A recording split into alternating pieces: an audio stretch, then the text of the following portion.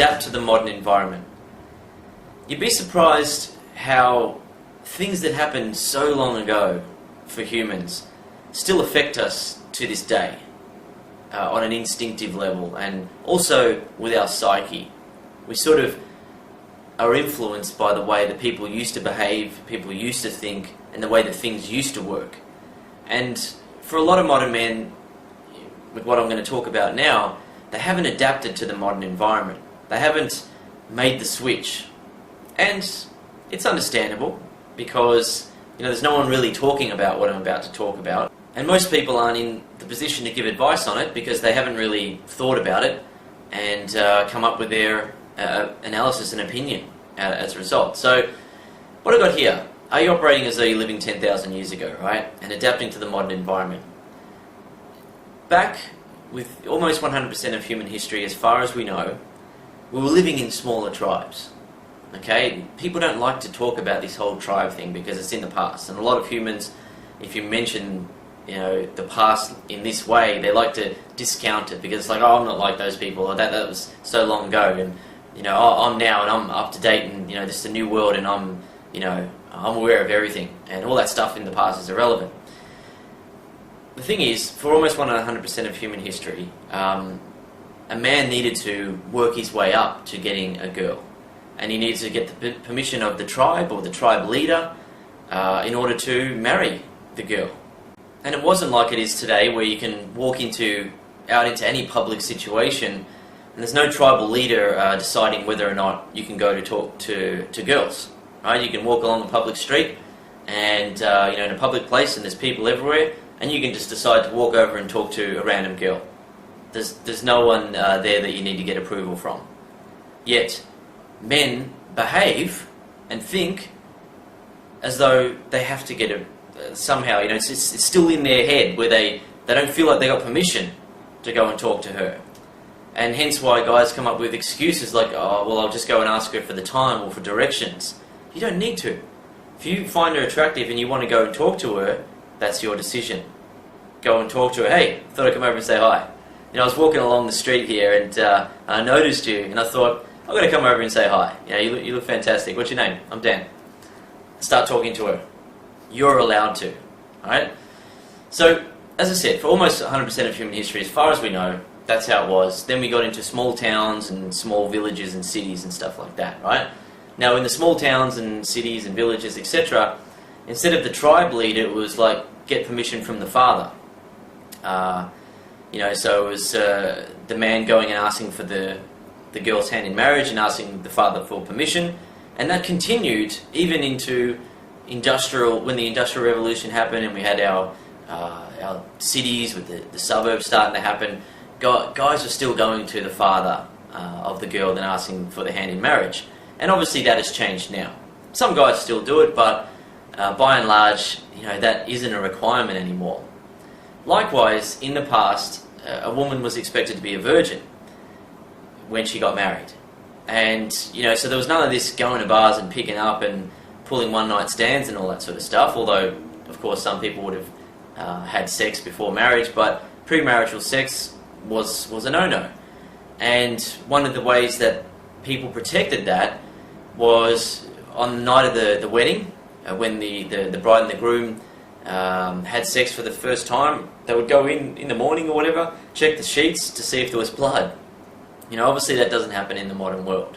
Obviously things have changed. So in today's world, it's a more promiscuous society. It's not conservative like it used to be, and people are allowed to have sexual relationships, so premarital sexual relationships, and they're allowed to enjoy themselves and go and do that. It's no longer taboo.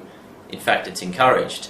And women have that freedom now, and they probably won't ever want to go back to being constrained, to having to wait until they're married, until they can have sex for the first time. They're probably not going to want to go back to that.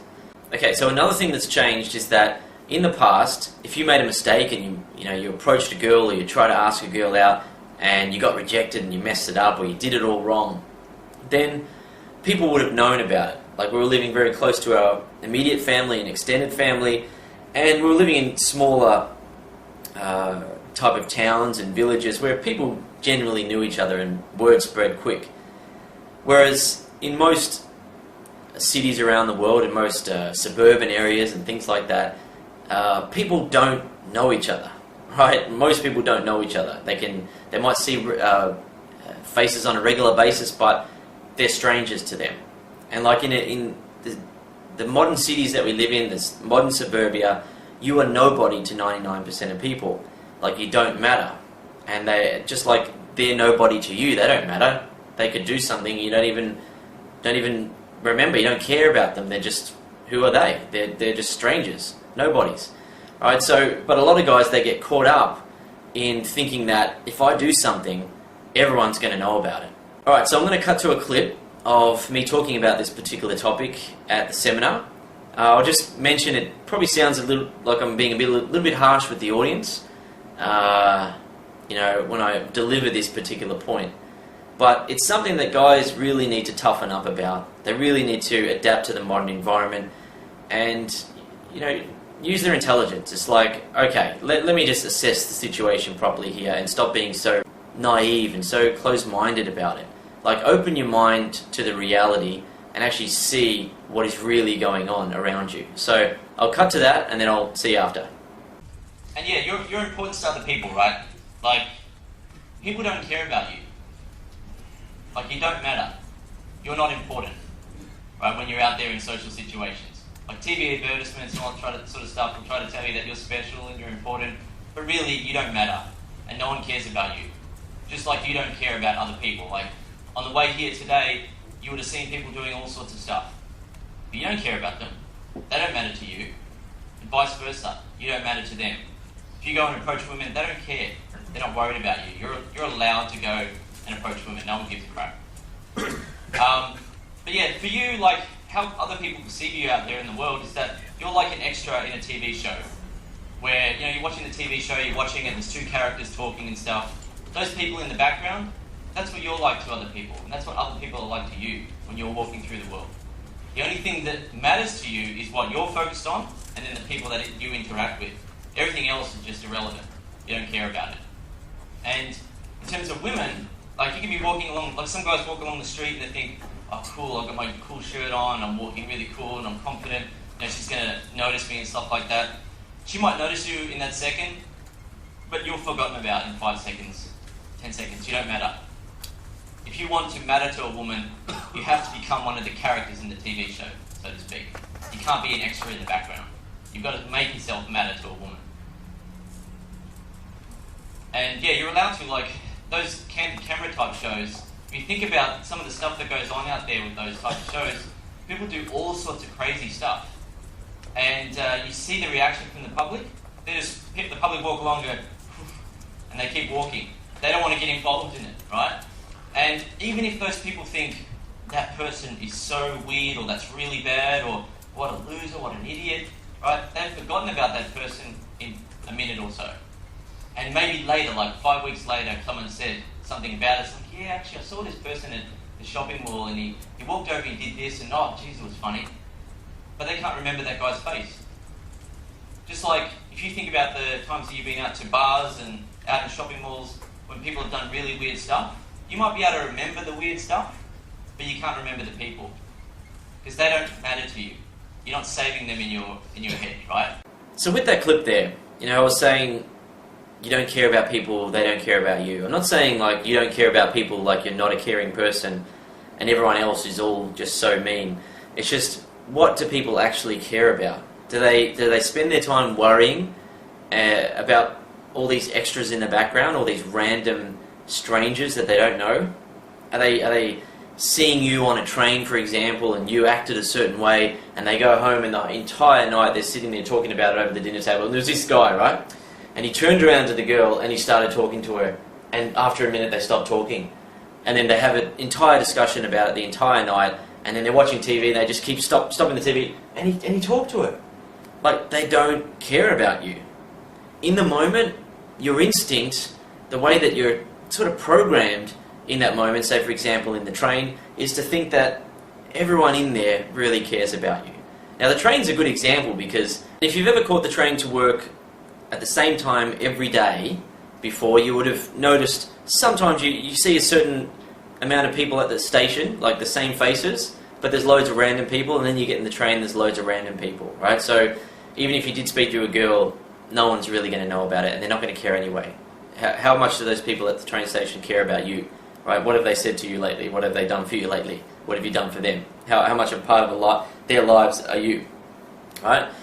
But, you know, let's just imagine that you knew everyone at the station, like all the people knew about you, and they all knew someone that you knew, and you knew everyone in that train, and they all knew someone that you knew, right?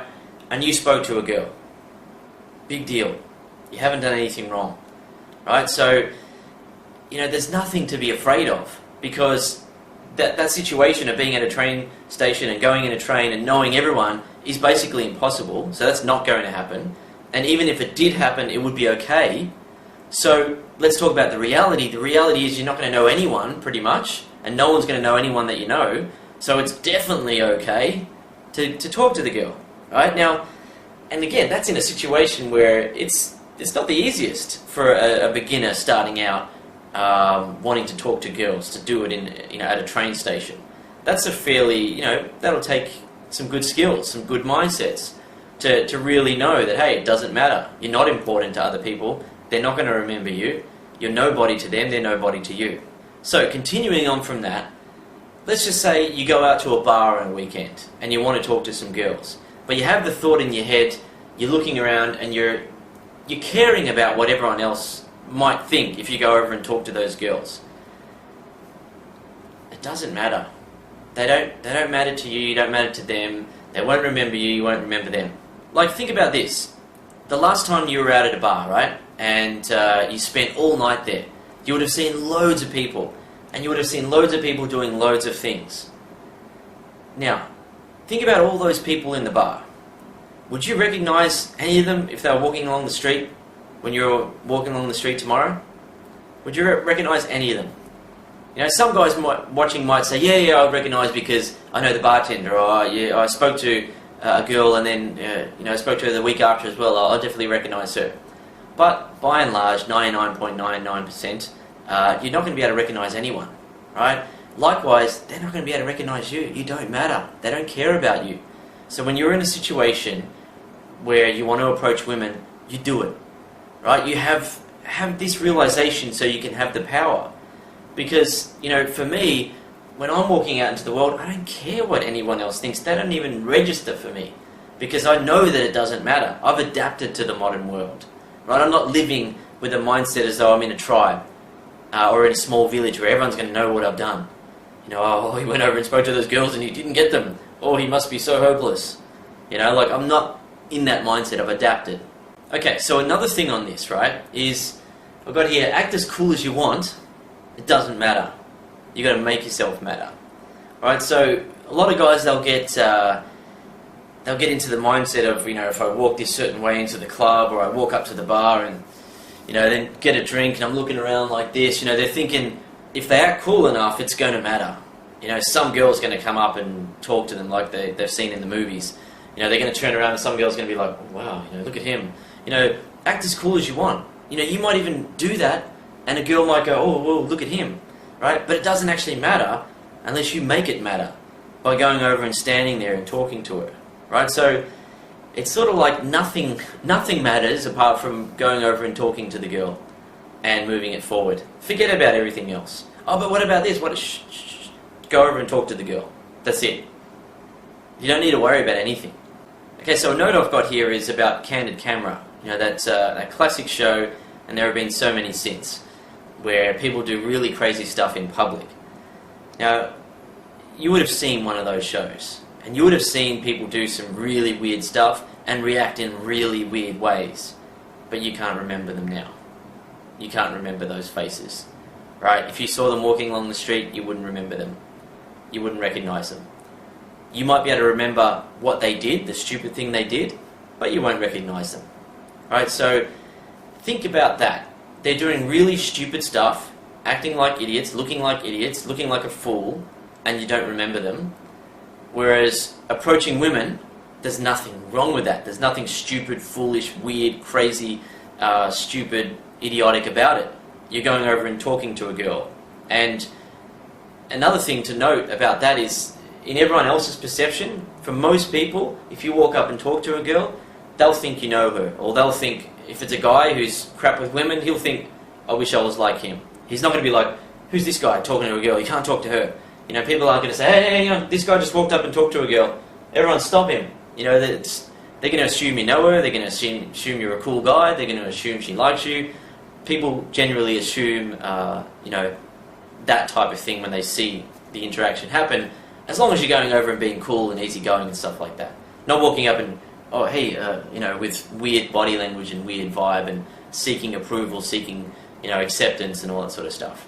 Okay, so another example to help illustrate this this point and help you see how futile, how irrelevant, how stupid it is to be worrying about what everyone else is thinking, is I was recently eating dinner at a restaurant with one of my girls, and we're sitting there eating, and you know, we're both sitting next to each other and facing out. We're at the sort of the back of the restaurant, facing out, looking at the restaurant, so we can see everything. Just sitting there, chatting away, having a good time, and then right in our line of sight, there was a row of tables, and then there's a guy sitting there with his girl, and the waiter came over and brought them drinks, and he had a glass of Coke and a glass of something else.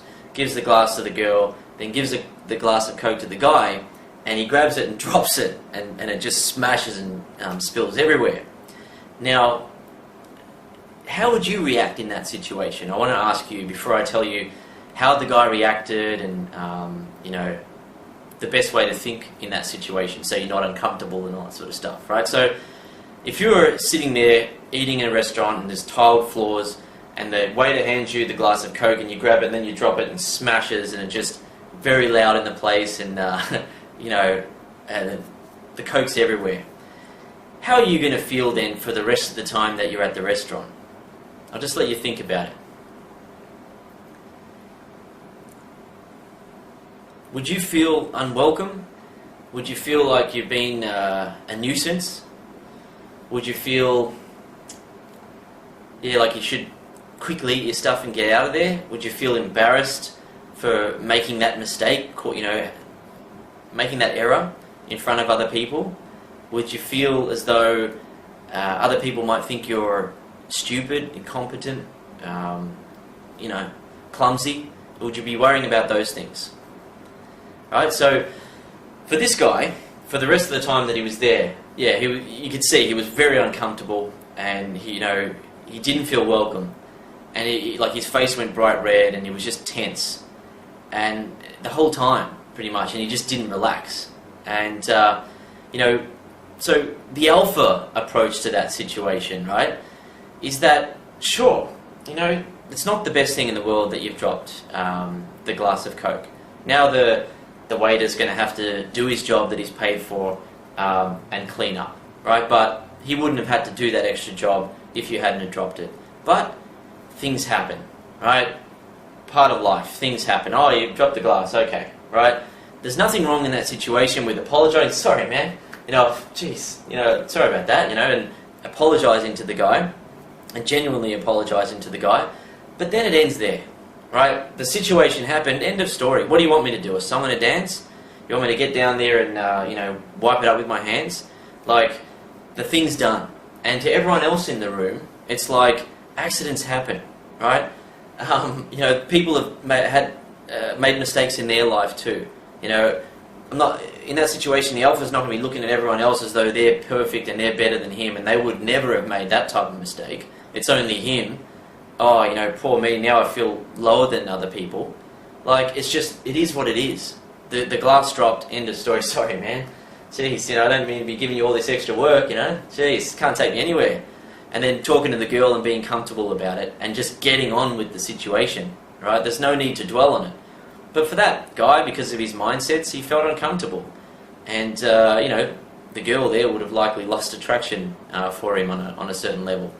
Or maybe she was the type of girl that liked a weak man, who knows. But, you know, I just thought I'd point that out. Like, in those situations, you can be caring about what everyone else thinks, but they don't really matter. And I can't remember that guy's face now, even though I'm telling the story and I made a note of it so I could tell you the story. I can't even remember his face. If I saw him walking along, even though we had a direct line of sight, if I saw him walking along tomorrow on the street, I wouldn't know that it's him. Right? So it's that as well. It's giving you that power from knowing that it just doesn't matter. It really doesn't matter. Okay, so a subsection of this realization, of this mindset, is a phrase that I like to say, treat them like a tribe member. Right? So I've got here, have you ever noticed when you speak to a stranger, say you're at you're waiting in a reception somewhere, like a doctor's reception or an accounting reception, or you're waiting at a train station or somewhere where there's just random strangers everywhere, and you start talking to the random stranger, right? So what happens then is that suddenly you start talking like friends, and you know what I've got here, you both wake up from your isolated state and you're no longer strangers. So you know, in these big anonymous cities and suburban sprawls that we have, there are all these strangers, and we're just nobody to each other. And we can sit in environments like that with hundreds of people around us, and no one will talk to anyone. And we're just strangers, and we're in our isolated state. We're on our own. We're our own little one-man tribe, but when you reach out, or when someone reaches out to you and starts talking, you wake out of that state, and you suddenly you're talking as though you're friends, like your tribe members, right? Like you know each other, like and then if something happens, you sort of got each other's back. If something happens in that situation, then you've got like a friend, an ally, and you'll look out for each other in a way. Now you might have noticed that. So with that in mind, right, knowing that once you start talking to a random stranger, in most cases, both of you open up from your isolated state and you start talking as though you're friends. Knowing that in advance, then why not use that to your advantage and the other person's advantage by, when you walk into a situation, like you walk up to a receptionist, talk to her as though you already know her, as though you've already been introduced, as though she's a tribe member of yours, she's already one of your friends, right? Because if you talk to her in a friendly way, she's going to open up into that, right? In most cases, she's going to open up into that. So why not just start with that? Like clients have asked me over the years, when I've been out there coaching, after we go away from the group, I say, yeah, see, both those girls there wanted me, and the client's just like shaking his head, like, how did you do that? How did you have both of them do that? Like, did you know those girls already? So many times clients ask me, did you know those girls already? Because I would walk up and just bang, it's immediately on, immediately it's like we've known each other for a long time, we're friends. I just go straight into that. Just straight into, hey, what's happening, how you doing? And then just start talking about stuff. It's like, hey, we were down here before and this happened and that happened. Just talk to them as though they're a tribe member, as though we are living 10,000 years ago. Because people still instinctively react to that. Like I'm saying with that situation, you're waiting at a train station and you start talking to a stranger, and both of you just start talking as though you're friends and just start talking about stuff. Instinctively, we just go into that, right? So just use that to your advantage by doing it immediately. Don't be waiting for obvious signals and hoping that the girl makes it really easy for you to talk to her. Just talk to her as though, of course she's open, of course she's interested, of course she wants to talk to me. So I used this same approach before I left my career to do the Modern Man. Before I got promoted as well, it was around the time of working out the flow. I remember realizing this sort of stuff, and the company I was working for was an international company. It was massive, and there was like, I don't know, 500 or 1,000 employees or something in the two Melbourne offices. And at times I had to go to different offices and go and interact with different departments and stuff like that. And I remember having the realization about this sort of stuff and walking in and talking to these unknown co-workers, these unknown people that worked at the same company as me. I walk in and just start talking to them as though we're already on good terms. Just walk in, it's like, hey, how you doing? I'm Dan. It's like, hey, so what's been going on with such and such? And I just start talking about things and asking them all sorts of questions and talking about stuff that friends would talk about with each other. Just instantly, just bang. Rather than, oh, hi everyone, I'd like to introduce myself. I'm Dan Bacon from the office up the road. I'm in the such and such position, and I've been asked to come down here today. And, What's that? Like, come on, man. Loosen up. Loosen up. So, you can do that, with a receptionist. You can do that with unknown co-workers. You can do it with girls in bars. You can do it with random people that you meet. Just treat them like a tribe member. Treat them like you're already on good terms. And, of course they're going to want to talk to you.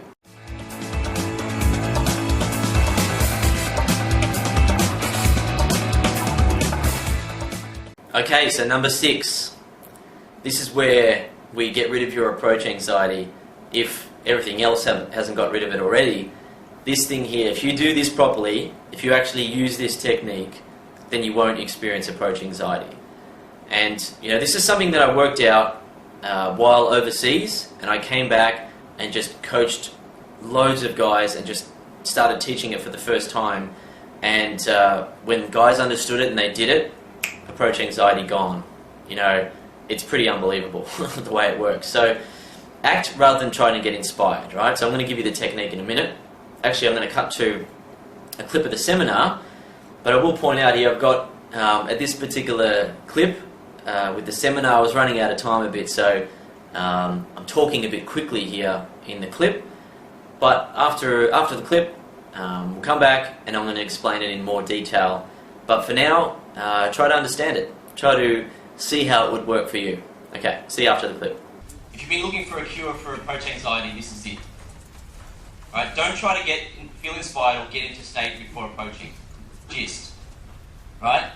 Get in state there. Right? Everything prior to the approach of you approaching a woman is irrelevant. Oh, should I? Or am I in the right state? What am I going to say? All that sort of stuff, it's all irrelevant. The only thing that matters is you standing in front of her and starting to talk. Get in state there. Don't try to get in state beforehand. If you try to get in state beforehand, you're going to be one of those guys that's trying to get inspired all the time, trying to get ready. Whereas an alpha male just goes over and acts. Hey, how's it going? Just gets into it. Right? The Starbucks example that I've got there is, have you ever been out during the day, you're running some errands, say on a Sunday or something like that, you're doing some shopping, and you haven't really spoken to many people, and you're not in a social mood, right? You really don't want to talk to anyone. You're just walking along through your thing, you want to go home and sit down, relax, watching TV, and you feel like you need a coffee. So you walk into a Starbucks, and you don't even really want to talk to people in Starbucks, you just want to get your coffee in there, get out of there, right? You go in there and you're not in a social mood, you're not in state, but you walk up, you're like, hey, how you going? I'll get a latte. And then the girl behind the counter, she's like, hey, how are you today? Oh yeah, not bad, how about yourself? Yeah, good, I've been pretty busy today, and blah, blah, blah. She starts talking. How about you? What are you doing today? Oh, I'm out doing some shopping. Yeah, right, what are you shopping for? And you're talking to her, next thing you know, you're in state, you're feeling good, right? And then there's a girl who's standing next to you at the counter to come and order a coffee, and you're like, oh, I feel good. It's like, hey, how are you today? And you just, suddenly you're in state, right? This is how it works. If you're trying, that's just how humans work, because we naturally, as humans, we can't stay at the same energy level and enthusiasm and mood all the time. You can't stay totally happy, in the mood, enthusiastic about, yes, I'm going to do this, I'm inspired. You're going to naturally go through ebb and flows where you're like, yeah, can't be bothered, a bit tired, whatever, sort of thing. You're going to get into those moods. But if you want to take advantage of an opportunity when you actually see a woman, then remember the GIST technique, get in state there. Okay, so how much of that made sense to you? Is the GIST technique making sense? Alright, let me explain it in some more detail. The GIST technique is G-I-S-T, and that stands for get in state there.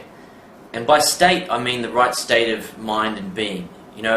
When you're, a lot of guys, they don't want to go over and talk to women because they don't feel like they're in the right mood, the right state, they don't have the right energy level, they don't have the right, that sort of thing, right? So what I'm saying is that don't try to get in the right mood, the right state before you approach women. Don't worry about all that. If you do that, you're going to be the type of guy that's always trying to get inspired and trying to get yourself pumped up to approach. But the reality is, the way that it works is that when you go over and stand in front of the girl, that's when you turn on. If you weren't turned on before and you're in a bit of a low mood, you go over and start talking to her and you'll wake up. Like a girl in front of you, that's going to get your attention. That's going to make you pay attention and and be there, right? So with the clients that I was coaching, they got that really quickly, but there was one particular client I was coaching, and he was really, really stubborn with it. He was pretty much the most difficult client I've ever had to teach, and but he got it, and when he got it, he really got it, and he made a joke about it, which was so true, and that he was standing there, and I said, all right, how about these two girls over here? Let's do it. Go and talk to them. And he goes, oh, but I'm not feeling confident. Oh, and he made a joke about it because it's like, exactly, man. And he goes, it doesn't matter. I go, exactly. Go and talk to her. He's like, I'm on my way. And he went and talked to her. But it's like, that's the thing that he was joking about there, that, guys saying, oh, but I don't feel that confident. I don't feel... Just shut up. Go and stand in front of her. That's the only thing that matters. Nothing that you're saying matters. About, oh, but what if, and what, nothing like that matters. The only thing that matters is you standing there, because that's when things are going to happen. That's when you can make her feel attraction. That's when you can have a connection with her. That's when you can move things forward. Standing back and thinking about it doesn't do anything, right? And it's only going to make you can just wallow in that. You might have experienced that, going out and just hesitating for hours, or just not approaching at all, or only approaching a couple of times, because most of the time you were standing there thinking about it and trying to get in the right mood, the right state. Get in state there. There, what I mean by there, is in front of her. Get in state there, in the interaction. That's when you do what you need to do. Now, as I said, if you use that technique, you will not have approach anxiety, because approach anxiety will become irrelevant. Oh, but I'm feeling this, it doesn't matter. None of that matters. Oh, but I'm feeling... Shh. Stand over there, right? And when you get used to doing it, here's what happens. You gather evidence that regardless of how you're feeling beforehand, if you're in a low mood, you don't have that much energy, you end up gathering evidence that no matter what mood you're in, when you go over and stand in front of a girl, you can handle yourself, you can handle the situation, and you pull sex from it very often, or you pull phone numbers and things, right? So after a while, you get to see that, oh, I don't actually have to be in an amazing mood before I approach women. Or I don't have to be feeling super, jumping out of my skin, confident and ready to take on the whole world. I just need to go over and stand in front of her. So then the whole anxiety thing becomes irrelevant, and it doesn't even come up. It doesn't even register as a thought. It doesn't even matter. It's just the only thing that matters, and you know it from your evidence and your experience, the only thing that matters is standing in front of her. So you just go over and stand in front of her. Hey, how you going? I'm Dan. What's happening? Oh, what's happening here? You're drinking cocktails. Oh, you girls are very stylish. Just get in there. As long as you're in there, that's when something can happen. Okay, so an analogy I've got here is at the beach, right? Depending on what country you're in, the water at the beach is going to either be cold, hot, lukewarm. But in Australia, for example, the water at the beach is freezing because we're near the Antarctic, right? So it's cold. You go to the beach, people love the beach, but getting into the water is always a bit of it's a bit of an effort. You get in there, and I remember being younger and wading around in my legs, up to the knees, and then jumping in, and everyone basically does the same thing, except eventually I obviously changed, and I do what I do now, what I'm about to explain, and that is that once you're in, you realize once you're in the water and you're swimming, it feels good, right? So just get in there, shut up, stop worrying about all the stuff beforehand, just get in there, right? Because that's what you want to do. You want to go swimming, so just get in there and shut up. Stop complaining, stop hesitating, get in there.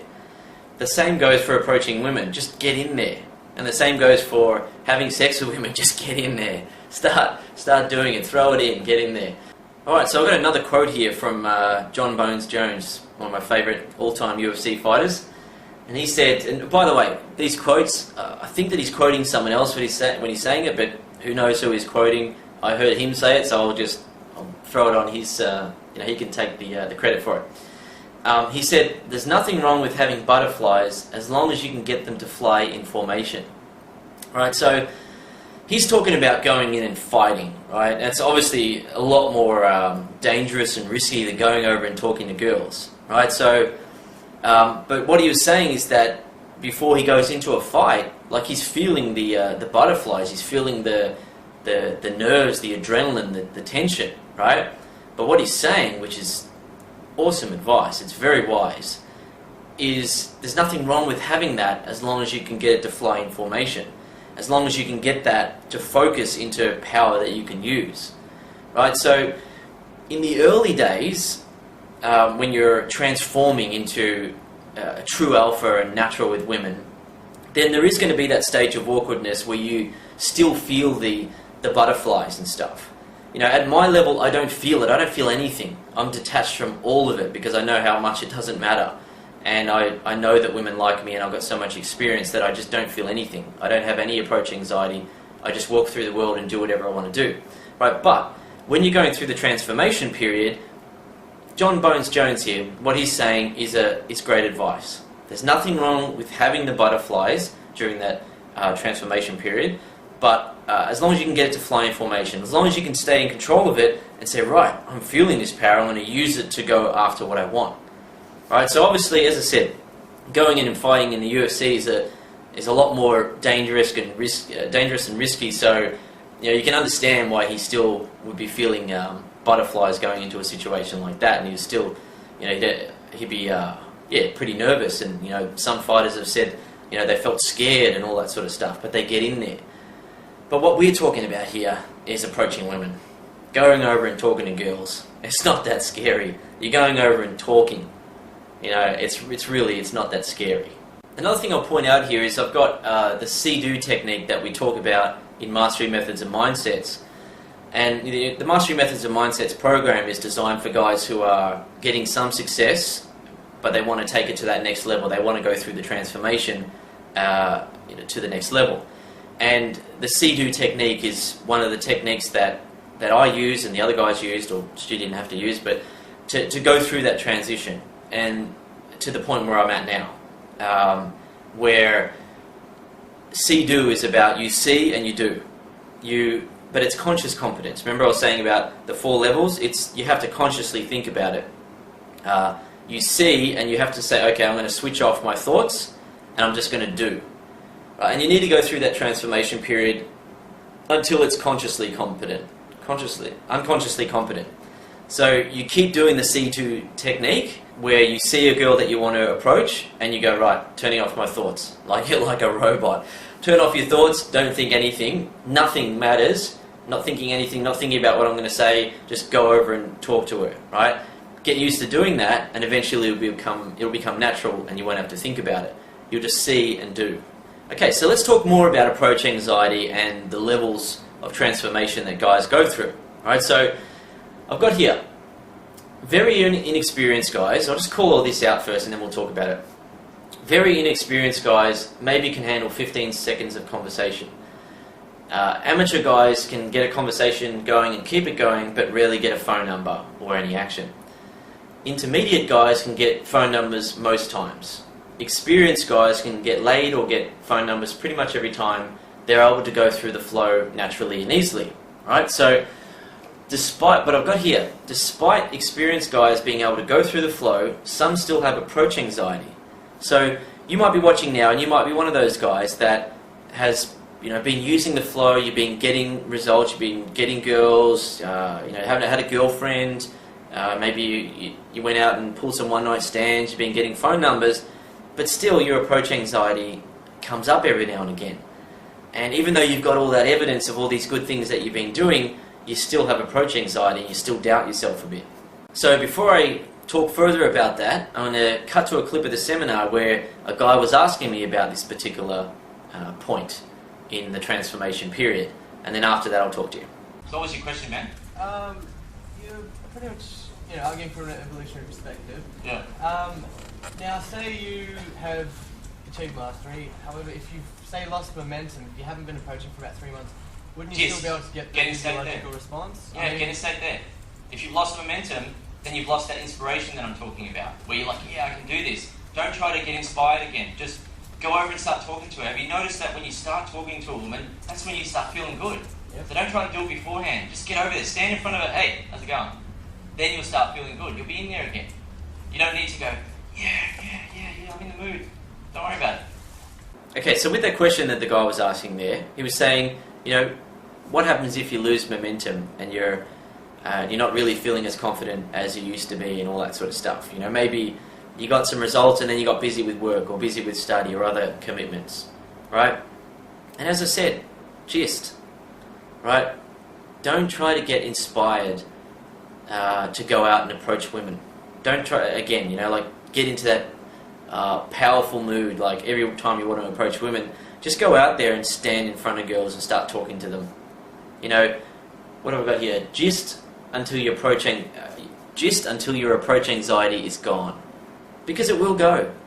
But you got to let it go by doing this. As I said, if you want to, at the start of that clip of the seminar, if you want a cure for approach anxiety, if you've been looking for it, this is it. Right? If you do what I'm telling you here, there'll be no more questions that you've got for me about approach anxiety. It'll be fixed. Right? You'll be telling me about, okay, now what do I do? I've got 3 girls on the go, and I want to have, you know, get them to have like threesomes with other girls, right? Give me those questions, because then we can start talking about that, right? Use this technique, get your approach anxiety fixed, right?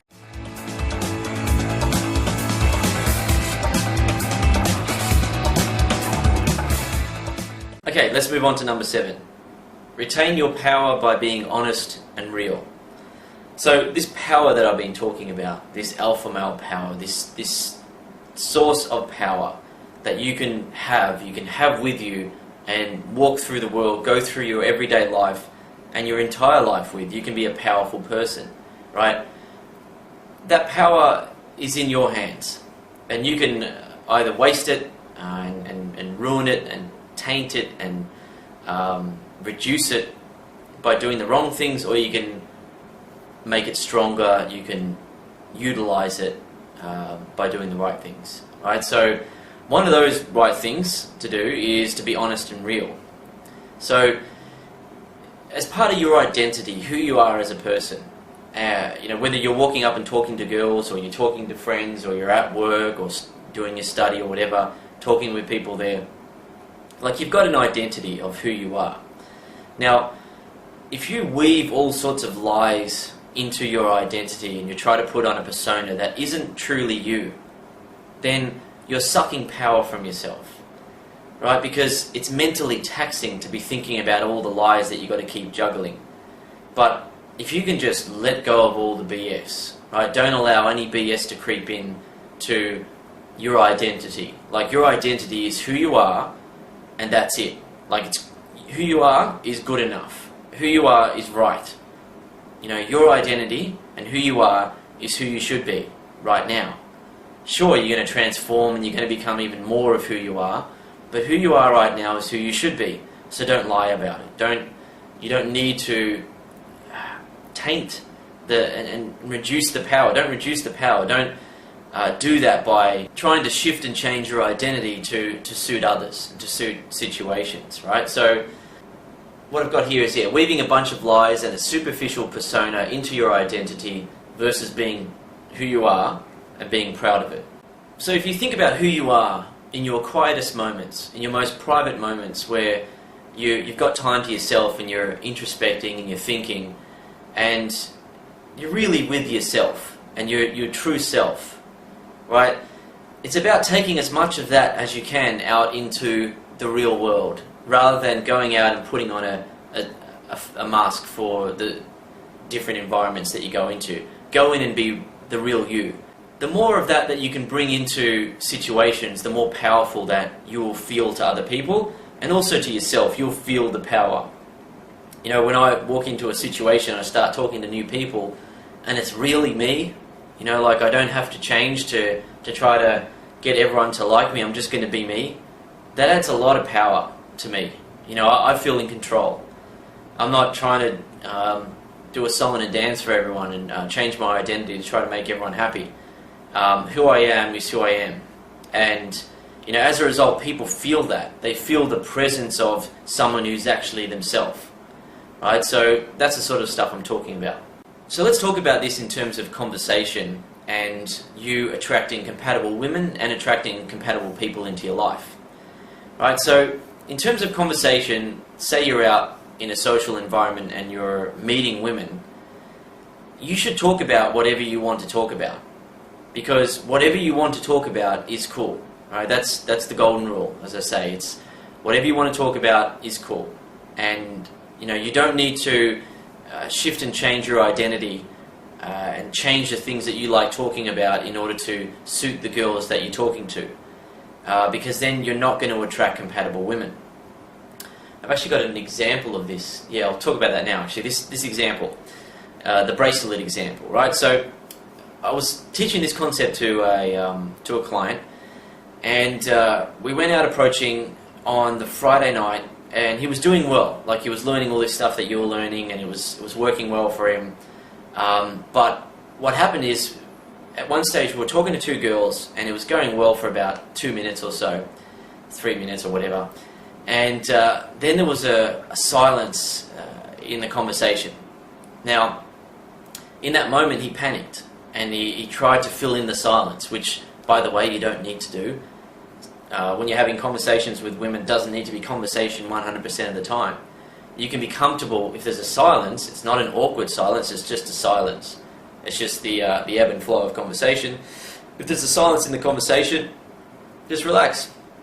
Whether you got a glass of water or an alcoholic drink or whatever you're drinking, you might take a drink of that, might have a look around, and just not panic. You're not in a rush to try to pick these girls up. You're not desperate to try to get them. Just chill out.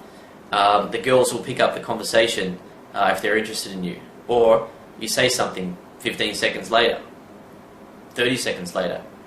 Even turn to your friend and talk to your friend, and then talk to him a minute later. It doesn't matter. Right? But in this situation, the client didn't know that, and he panicked, and he's like that, and just went, "Oh, what's this bracelet? That looks really nice." And he was asking the girl about the bracelet, and saying, "Oh, what's these little charm things on it? That's really pretty." And he was asking her about it in a way where he wasn't being honest, right? It wasn't being real. He was faking his interest in something, and it was obvious by the sudden change in his body language and tonality and vibe and stuff, right? The girls picked up on that, and they started to close up. Their guards went up, and they sort of looked at each other as if to say, "What? These guys are amateurs," sort of thing, like, "What's going on here?" And they sort of closed up.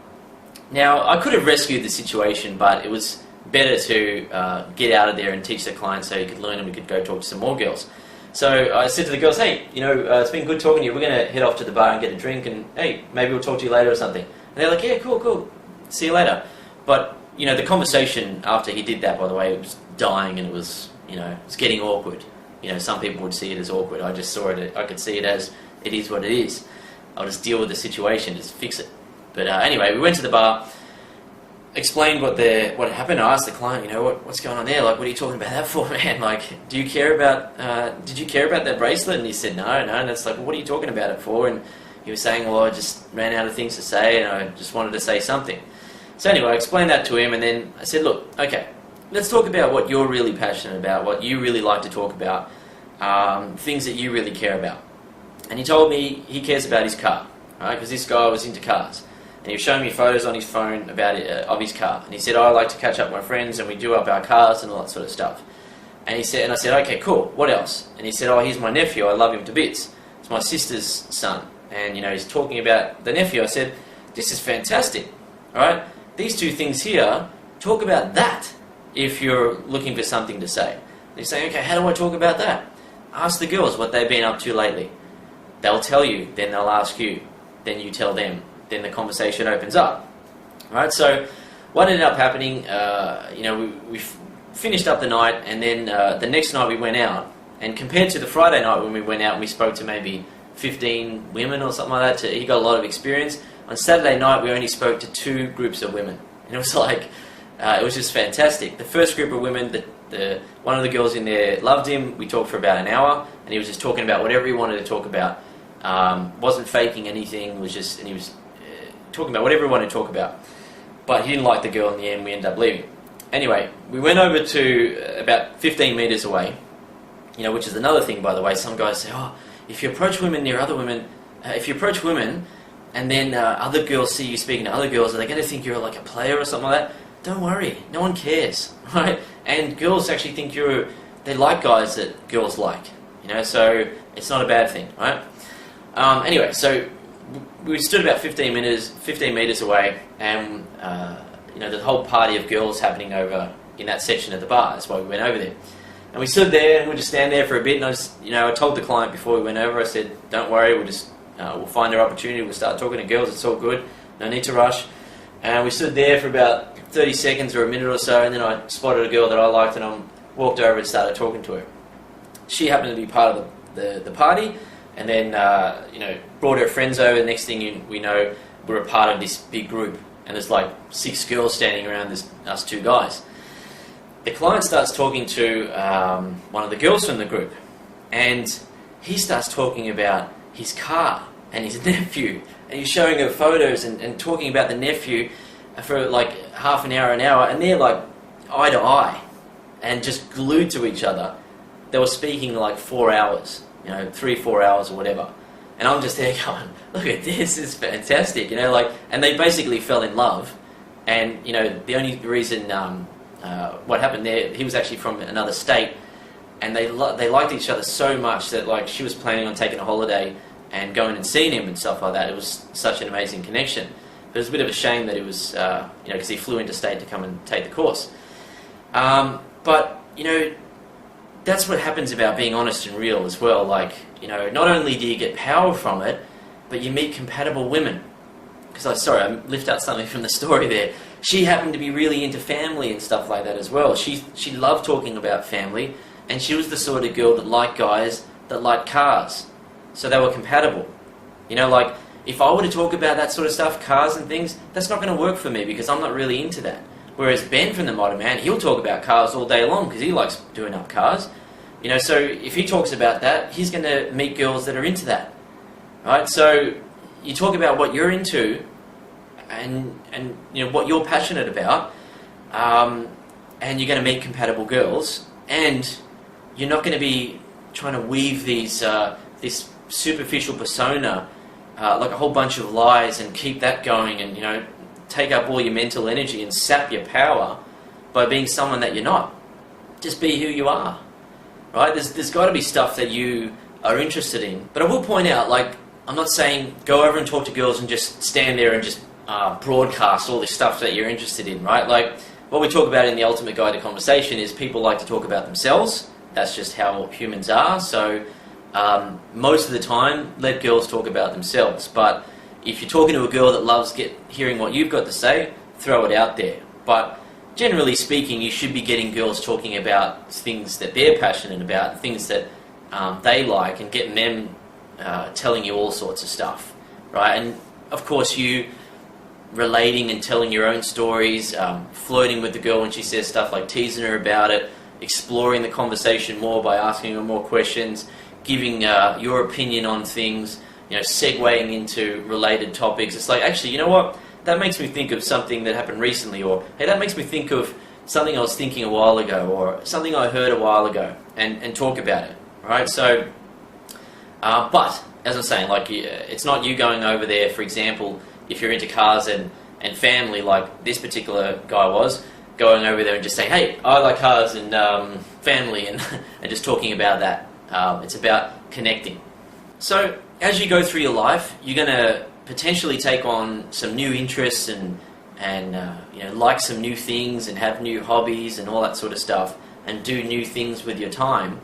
But what you're doing right now with your time, apart from, you can't talk to girls about learning about how to be better with women, but other stuff that you're doing with your time, like whatever you're doing right now, your real self right now is cool. That's what you should be talking about, whatever you're into. Right? Like, there are loads of compatible women who would love to meet a guy like you. Don't go over to women and try to shift and change and be dishonest to try to get every girl. Like, attract compatible women. It's so much more enjoyable, when you've got girls that you actually click with properly. So, in addition to that, there's loads of compatible people out there that would love to be your friend. So when you're in social situations, don't hide your real identity. Be who you are. It's not about being obnoxious and, I think this and this is my opinion and all that sort of stuff. But it's about being your real self, bringing as much of your real self out into the open as you can, and you're going to attract compatible people, and you're going to be powerful. People are going to feel your power. So, in terms of being successful with women, right? If you're talking to women and if you're talking to a woman and she notices that you're shifting and changing your identity in the moment to try to suit her and please her, if she senses that, even subtly, and subtle ones will add up, but if she senses it properly, then she's going to lose attraction and respect for you. So there's no good reason for doing it. There's just, don't do it. Now, just on the note of compatibility, like, if you go out and, let's say, for example, you're really into football, and you go over and talk to a woman and she doesn't like football, it doesn't mean that she can't be your ideal girlfriend, right? Like, she might not like football, but you might have noticed that if you look at football matches, most of the audience there are guys, and the girls that are in the audience are either masculine women, or they're girls that have gone along with their boyfriend, or they're girls that have got a crush on a certain player, or they're mums and things like that taking along their children. But by and large, the audience at football matches are going to be men, right? So, don't expect to go over and talk to a woman and her to be into all the manly stuff that you're into. But if she's your girlfriend, she'll basically do whatever you want her to do. She'll go wherever you want her to go because she gets to be with you, right? And she'll get into football. She'll love it. But if, for example, you talk to a girl and you're just not compatible socially, like the way that she makes you feel socially and the way that you make her feel socially and emotionally, it's just not a match, right? You're on different levels, right? If that's the case, don't hold it against her and don't hold it against yourself. Like, you're not getting rejected. You've just spoken to a woman that you're not compatible with. She's spoken to a guy that she's not compatible with. It's no big deal. You're not a failure, you're not a loser, you didn't get rejected. It's just natural and normal that human beings aren't going to be compatible with every human being that they meet. Alright, so what do? Talk to another girl. Alright, so before we move on to the next section, which is presence, and there's going to be a big clip of the seminar now, or big clip in comparison to the previous short ones. I'll just run over these 7 areas once again. Call them out. So it's realize that you're already good enough for most women. Place yourself above women in terms of dominance. Realize that it's easy to be an alpha male. Realize that you're allowed to be an alpha male. Adapt to the modern environment. Act rather than trying to get inspired. And retain your power by being honest and real. Alright, so let's get into the next section, presence, and I'll see you after the clip.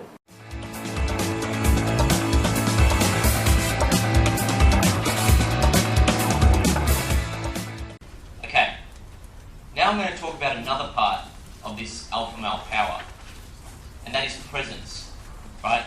How your presence in a situation, how you actually make people feel, and the effect that you can have on a woman just by your presence, just being there, the feeling that she gets being around you. The presence is powerful, right? Like the reaction that you get when you see a woman who's like a 9 out of 10, 10 out of 10, and you look at her and you're like, oh, look at that. And it's just hot, and you go, love it, the woman actually gets the same feeling when she interacts with a man who has presence. What I've found is that, since I've been living with this ability for a few years now, and it's like, when I go and talk to a woman, it's like she wakes up all of a sudden. She just feels you. You start talking and she's like, oh, like that, and she just has a reaction to you because you're there. And I'll explain how to do it in a minute, and you'll understand. But yeah, presence is not something that I can write up on the whiteboard and say, X plus Y, and that's presence, and it's not something that you say. It's something deeper than that. It comes from within, and it's based on having a strong foundation, and then it emanates from you. And yeah, as I've got there, it's deliciously attractive to women. They eat it up. They just want it. They want to feel that. They want to feel that from a man. And a woman just feels your alpha male power, and that carries all the way from the first conversation you have with her, all the way to the date, and then especially during sex, where you're really there in that moment with her. You're not afraid to really be there and look at her, and just be really right there in the moment. So in the dictionary, presence is the ability to project a sense of ease, poise, and self-assurance. A person's bearing, especially when it commands respectful attention. So the last 3 words there, commands respectful attention. Right, that's important in terms of talking to women. When you have presence, you command respectful attention. You walk up and you're like, hey, what's happening? And they feel you right there and they respect you a lot more. As opposed to, hey, what's happening? How you going? And it's like, they don't need to respect you. Okay, I'm going to give you 4 different types of presence. Assertive presence, sexual presence, loving presence, and relaxed presence. Okay, assertive presence is where your vibe is one of strength and conviction. Right? A lot of guys who learn about this sort of stuff, I've been doing it, coaching guys since way back in 2005. Met a lot of guys.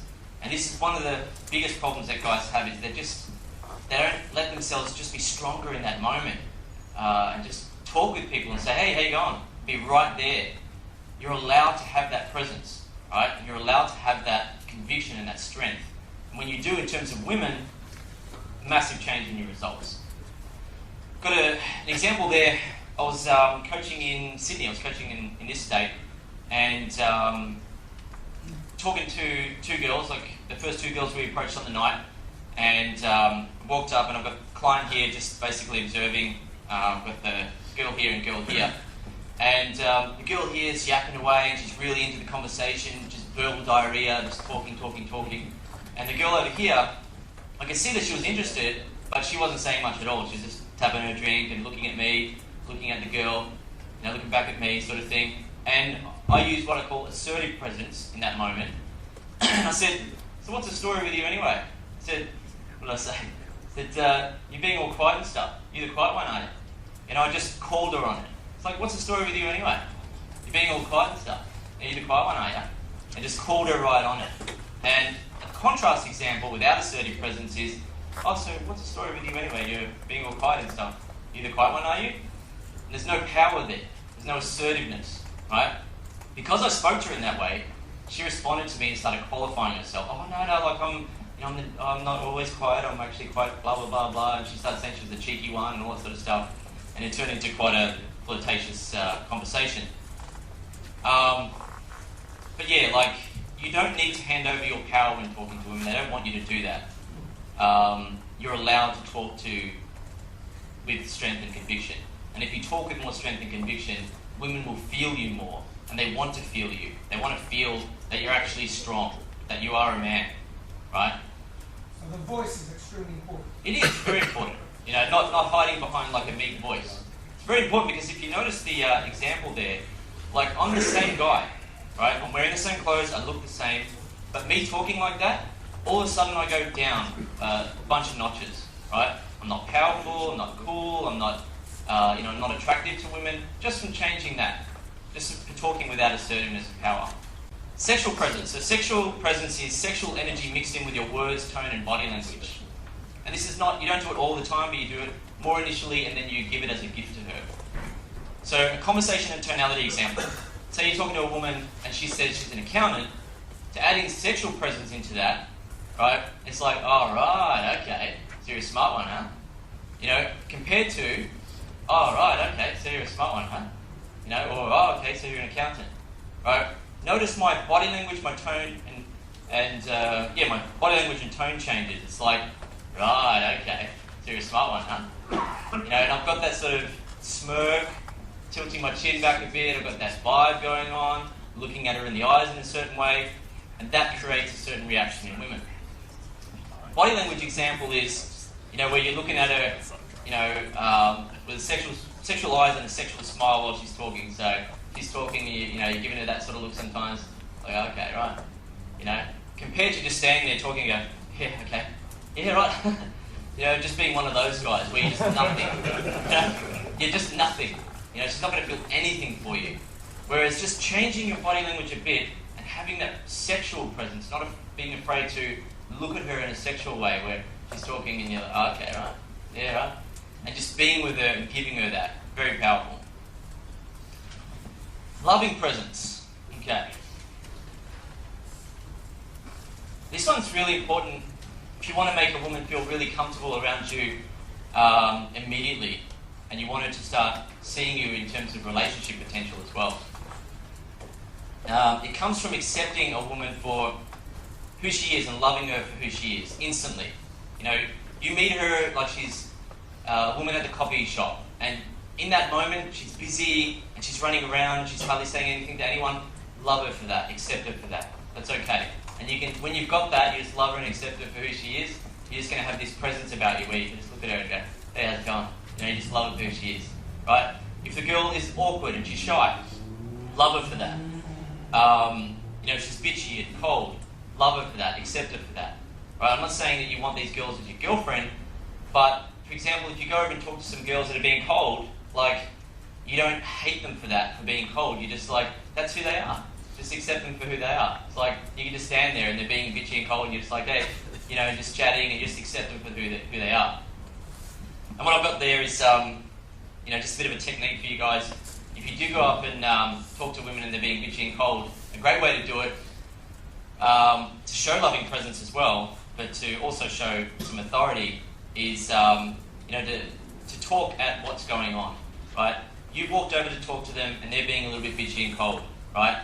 What I'll say in that situation is, far out, you guys are intense. It's like, come over to chat to you and it's like you're being all cold and got the arms folded. It's like making me feel really awkward. Like, this is full on. You guys are intense. You know, and like, but I'm smiling though, right? I'm not saying, well, you guys are intense, like, you know, I'll come over to talk to you. You know what I mean? So there's a difference in how you do it. Love them for who they are, accept them for who they are. And it's not your fault, by the way. It's not your fault that a woman's going to behave in a certain way. If she behaves in a certain way, that's who she is, right? It's not your fault that those women are behaving in that way, that they are those type of women. So don't walk over and go, oh, you know, it must be me. It's not you. It's them, right?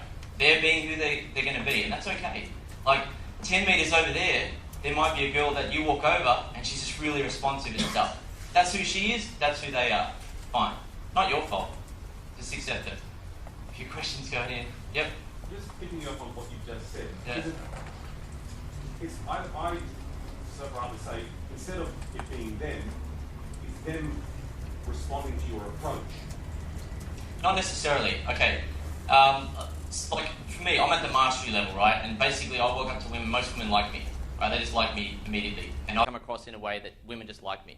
Whereas, I'll walk up to some girls sometimes and they'll be cold, right? So it's not my fault. I'm not doing anything different, right? I haven't walked up with an awkward approach. They're in that state of mind, and I accept them for who they are. That's fine. But when I say that, by the way, I'll say, you know, you guys are intense. It's like, come over to talk to you, standing here, and now I'm feeling all awkward, you know? It's like, you know, and then they'll start saying, oh, no, look, you know, we've just been approached by blah, blah, blah, or they'll start explaining themselves, and the situation will then become more relaxed, and all that tension will dissolve. But yeah, so loving and accepting women for who they are increases your compatibility. More women are going to want to be with you because the women who make most guys feel intimidated, they find it difficult to get a guy because most guys just can't handle being around them. Whereas if you can just accept them for who they are, they love you for it. They just love you that you're strong enough to just go, hey, and just accept them for who they are. So one of the ways of doing this is that you speak to women from a place of love, not disrespectful assertiveness when you do this sort of stuff. So, like for example, instead of saying to a woman like, all right, sit down here, you know, which is disrespectful assertiveness, from a place of loving assertiveness, it's like, all right, come over here and sit down, sit over here. You know, and it's a different type of vibe, right? You're allowed to be that alpha and that dominant, but not to the point where you're being disrespectful. It doesn't work. Yeah, with loving presence, more people and more women are going to want to be around you because you feel good to be around. You know, those type of people that you meet sometimes where you just feel good to be around them because they just accept you for who you are. Right? If you can be that type of guy, people just want to be around you, and especially women just open up to you immediately. Relaxed presence. This is my everyday presence that I use. Just going through the world, just in a state of relaxed presence. It's about being confident, but being relaxed about your confidence. It's not over the top and trying to show off that you're confident. Like, you know, if I'm talking to you guys now and saying, you know, relaxed presence sort of thing. It's not about that. It's being confident, but just being relaxed about it. As you've seen with me talking down, just relax about it. There's no need to show off, right? You can just be confident, just be relaxed about it. It's all good. Dictionary. So yeah, back to that definition of presence. The ability to project a sense of ease, poise, or self-assurance. A person's bearing, especially when it commands respectful attention. Like you often hear women say, I like the way he carries himself. Right? And this has got a lot to do with it, that you can carry yourself with that relaxed presence. Okay. And yeah, presence, the reason why presence is alpha is because it only happens when you don't feel the need to prove anything. You know that you're already good enough. You're totally free of insecurities in your mind.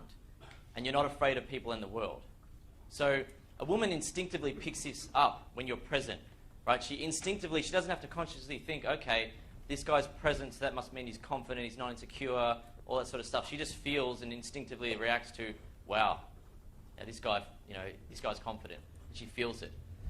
Talking now, as I was saying, like I'm super keen to teach everyone everything today, but I don't feel the need to prove anything to anyone. I don't feel the need to sort of to show off or anything like that, right?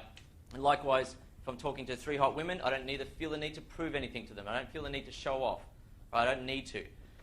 Yeah, I feel you know you're already good enough, right?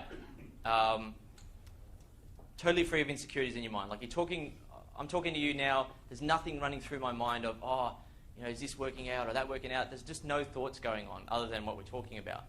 Likewise, if I'm talking to women, there's just nothing going on other than just what I'm doing, just talking to them in the moment, right? And you get this presence from all these mindsets that I've been giving you today, which I'll summarize in a minute. A movie example of presence is in Vicky Cristina Barcelona. Has anyone seen that movie? Yep. Vicky, what's that? What's the name of the movie again? It's up there, Vicky Cristina Barcelona. And when Juan Antonio approaches Vicky and Cristina in the cafe restaurant that they're in, beautiful demonstration of presence. Right? He displays all the types of presence: loving, sexual, relaxed, and assertive. And Vicky, she's being really challenging to him in that moment because he's trying to organise that they go on some trip together, and he just approached them and invited them to have a threesome. And she just starts challenging him about that. But you just see him standing there, totally relaxed in the moment, but he's being loving towards them. He's looking at them sexually. He's being assertive about it. Beautiful example of presence. But yeah, presence is more than enough for most women. Like, if you can just be there in the moment and you're talking to her and you're being yourself, that's more than enough for most women. You don't need to come up with all these amazing lines and, do much at all. Like the alpha male mates that I've got, the guys who are natural, we can just go out to a bar, we'll just stand there and we'll just start talking to some women and we're not even saying anything special. It's like, hey, how's it going? Just having a chat, and the women just feel us and they feel really good.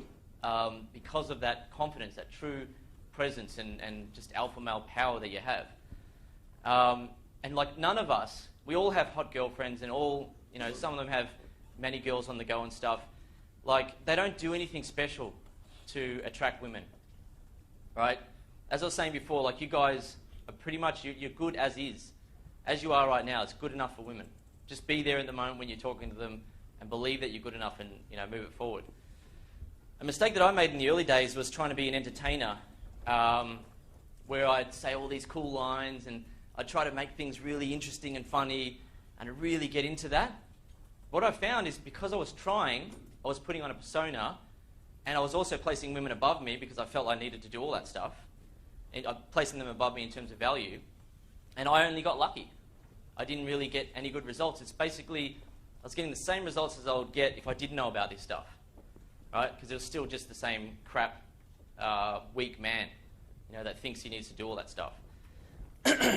So, yeah, like lines don't matter. You need to have the right confidence and power to back it all up. You can say whatever you want to a woman, but if she doesn't actually feel that you're strong and she's above you in terms of dominance, it's not going to work. Yeah, I've got there. Complicated approach to pick up is unnecessary. Just have a chat, and they'll love you. And I've taught this to total newbies who've never approached women before, and like advanced guys and stuff. And newbies would say, always like, what do I say, and all that sort of stuff. And it's amazing to see a newbie who's worried about what to say stop worrying about it all of a sudden and just start saying whatever he feels like, because you realise that he's already good enough. It doesn't matter. Just go and chat to them and just say whatever and just go with it. You can do that. Just so if you've got that strong foundation. Okay, some of the benefits of having more alpha male power. Women feel instantly attracted to you. with this, you attract hotter, more feminine women. Like, I've got a bit of a saying that once you've gone hot, you can't go not. And basically by that, it's like once you've gotten with hot women and you're not getting with them getting lucky, you actually do it and you're able to get hot women, then you just can't go with average women. You just can't go with women who don't give you that amazing feeling of attraction. Like, I can only move forward now with a girl that makes me feel like, oh wow. I just can't do it with women who are less than that. But you know, prior, one of my main insecurities when I first started out was that beautiful women wouldn't find me attractive, and I always went for average girls and basically whatever I could get. You know, that's just how it was. But now, like, you know, one of the guys at the Modern Man, Stu, he's a natural. One of the things he taught us early on was that he said, look, don't do favours for women. Like, don't do favours. Yeah, and what he meant by that was, you getting with an average girl, you're doing her a favour. Like, you know, you're way above that. You know. So, and he's like, and he would say to people, he'd say like, I don't do favours, you know. And people would ask him like, what type of girls do you like? And he would just say, hot. That's it. Hot. You know, they've got to be hot. That's it. You know, like, average girls just can't do it. You know, and you're allowed to do that. Like, I've gone from a level of getting, you know, average and ugly women who basically all the other guys didn't want, to having really hot women, stunners and catwalk models and stuff like that. And also with catwalk models, which is, you know, one of my specialties, is like I've had girlfriends that are like really tall, and I'm not very tall at all. But I can get those women, and I'm not doing anything special. I'm not saying anything special. I'm just being there in the moment, being powerful, being present. And like, I've even started a conversation in like one of the catwalk models I met. The worst conversation started you'd think that you might say to a catwalk model, I said, and it worked. I walked up and said, oh geez, you're tall. I go, look at you. You know, I said, I like tall girls. You know, and just, she would get told she's tall all the time. But I'm allowed to say it, right? And I just backed it up there in that moment, and I just said to her, I like tall girls. And she looks at me like, oh, okay, this guy's pretty powerful. And I didn't have anything special going on in my life. Like, one of the things I learned early on when I was trying to learn this stuff, someone was saying, you know, if you get with really hot women and catwalk models or models, you have to have an amazing lifestyle going on. I had hardly anything going on. And she didn't complain about it. Like, you don't need to be that special for these women. You're already good enough as is, right? Yeah, you can easily handle testy behaviour from women when you're more of an alpha male. It doesn't mean anything to you when you place women beneath you in terms of dominance. They can do whatever they want. It just doesn't matter. You know, it just doesn't affect you. It's like, okay, cool. You know, be challenging and stuff, and you just stand there, you can smile. Doesn't mean anything. Women respect you more. More people want to be a friend. Easier to get promoted at work. It's easier to achieve more in life because you're not held back by fear. Yeah, you no longer have to try to pick up women. It just happens naturally and easy. So, just above all, I just want to say, just remember that you are already good enough for most women, as is, right? If you get that mindset going, and I've seen newbies that I've coached grab that mindset early on and just start having success straight away. If you get that mindset, pickup will become very easy for you because you're not trying. You just go over and you've got that vibe about you that women find attractive. So, thank you very much. Okay, so I hope you enjoyed that clip of the seminar. Let's talk a bit more now about presence. All right, presence is a component of this alpha male power that I'm talking about. It's something that women are going to feel from you. And when women feel this from you, you attract them on the deepest level possible. It's not about superficial levels of attraction, wearing a nice shirt and combing your hair real nice and you know, building up your biceps and all that sort of stuff. You know, there's nothing wrong with working out at the gym. There's nothing wrong with combing your hair, or, you know, styling it or wearing a good shirt. You should present yourself well. Why not? But it's superficial attraction, right? The deep attraction, the power, you know, that comes from what's going on within you and what you're emanating as a result, right? So what I've got here with presence, I mentioned in the clip there that, you know, it's not something that I can write on the board as an equation, but then later on I thought actually maybe I could put it in an equation. It might be a good idea. So I've got here presence equals being in the moment, right? So being there in the moment minus any insecurities plus projecting your true, honest vibe, true, honest energy. Okay, so you're in there in the moment, right? You're right there in the moment, whatever situation you're in. There's no insecurities. Like what I was saying when I was talking to the audience there. I'm talking to them and there's nothing else running through my mind. I'm not worried about anything. I've got nothing else to think about. Well, is this going well? Or how did that sound? And I'm not worried about any of that. I'm there in the moment and there's no insecurities and I'm just projecting my true honest energy and just doing what I am there to do. Likewise, you know, if I'm talking to women, I'm just standing there talking to them and there in the moment doing what I'm there to do, right? So presence will happen when you get rid of the insecurities. And there's none of that stuff running through your head. You're just there in the moment. And, you know, it's who you really are. You're just projecting that. It's like, hey, I'm here. You know, sort of thing. So, how do you get rid of all those insecurities? All the stuff I've been talking about so far and everything else that we talk about in all of our programs is designed to get rid of insecurities, fears, you know, all these little subtle things that creep into guys' minds that they walk around the world with. You know, they go through their life and they got all these little insecure thoughts and anxieties and fears niggling away at them, sapping away at their power. You know, and I used to experience that for pretty much all my life until I eventually, like I said earlier in the program, I let go of all that, and anxieties and things, they're irrelevant. They have no place in my life. Like, what for? Anxious about what? What are you talking about? Anxious about what?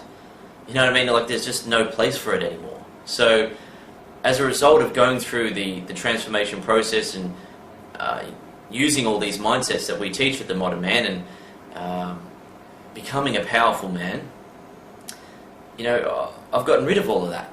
And I live a different type of life now than most people on the planet.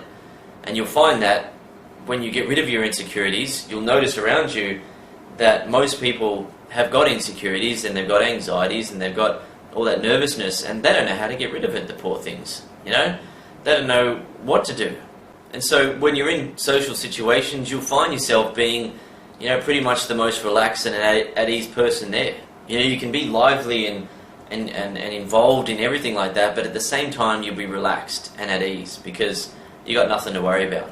You know, all these things that people are worrying about, you realise that they're futile, that they're ineffective, they're unnecessary. You know, worrying about what people think and all these things that people worry about. You know, you know that they're unnecessary, so they don't even register in your head. You're just there in the moment, and as a result of being there in the moment, being present, truly present in the moment, you're just you have a different vibe about you, a different aura. You know, a different presence. People can feel you in that moment. You're there. You know, as opposed to other people, the contrast example, when they're all in their head and they're not there, they're there in the moment. Oh, hey, how you going? Talking. They're there in the moment. They're projecting their true, honest energy, but they've got all these insecurities in their head, so they're not there. They're pulled back. They're pulled back into their head. There's all this stuff going on, right? As opposed to them just being there in the moment.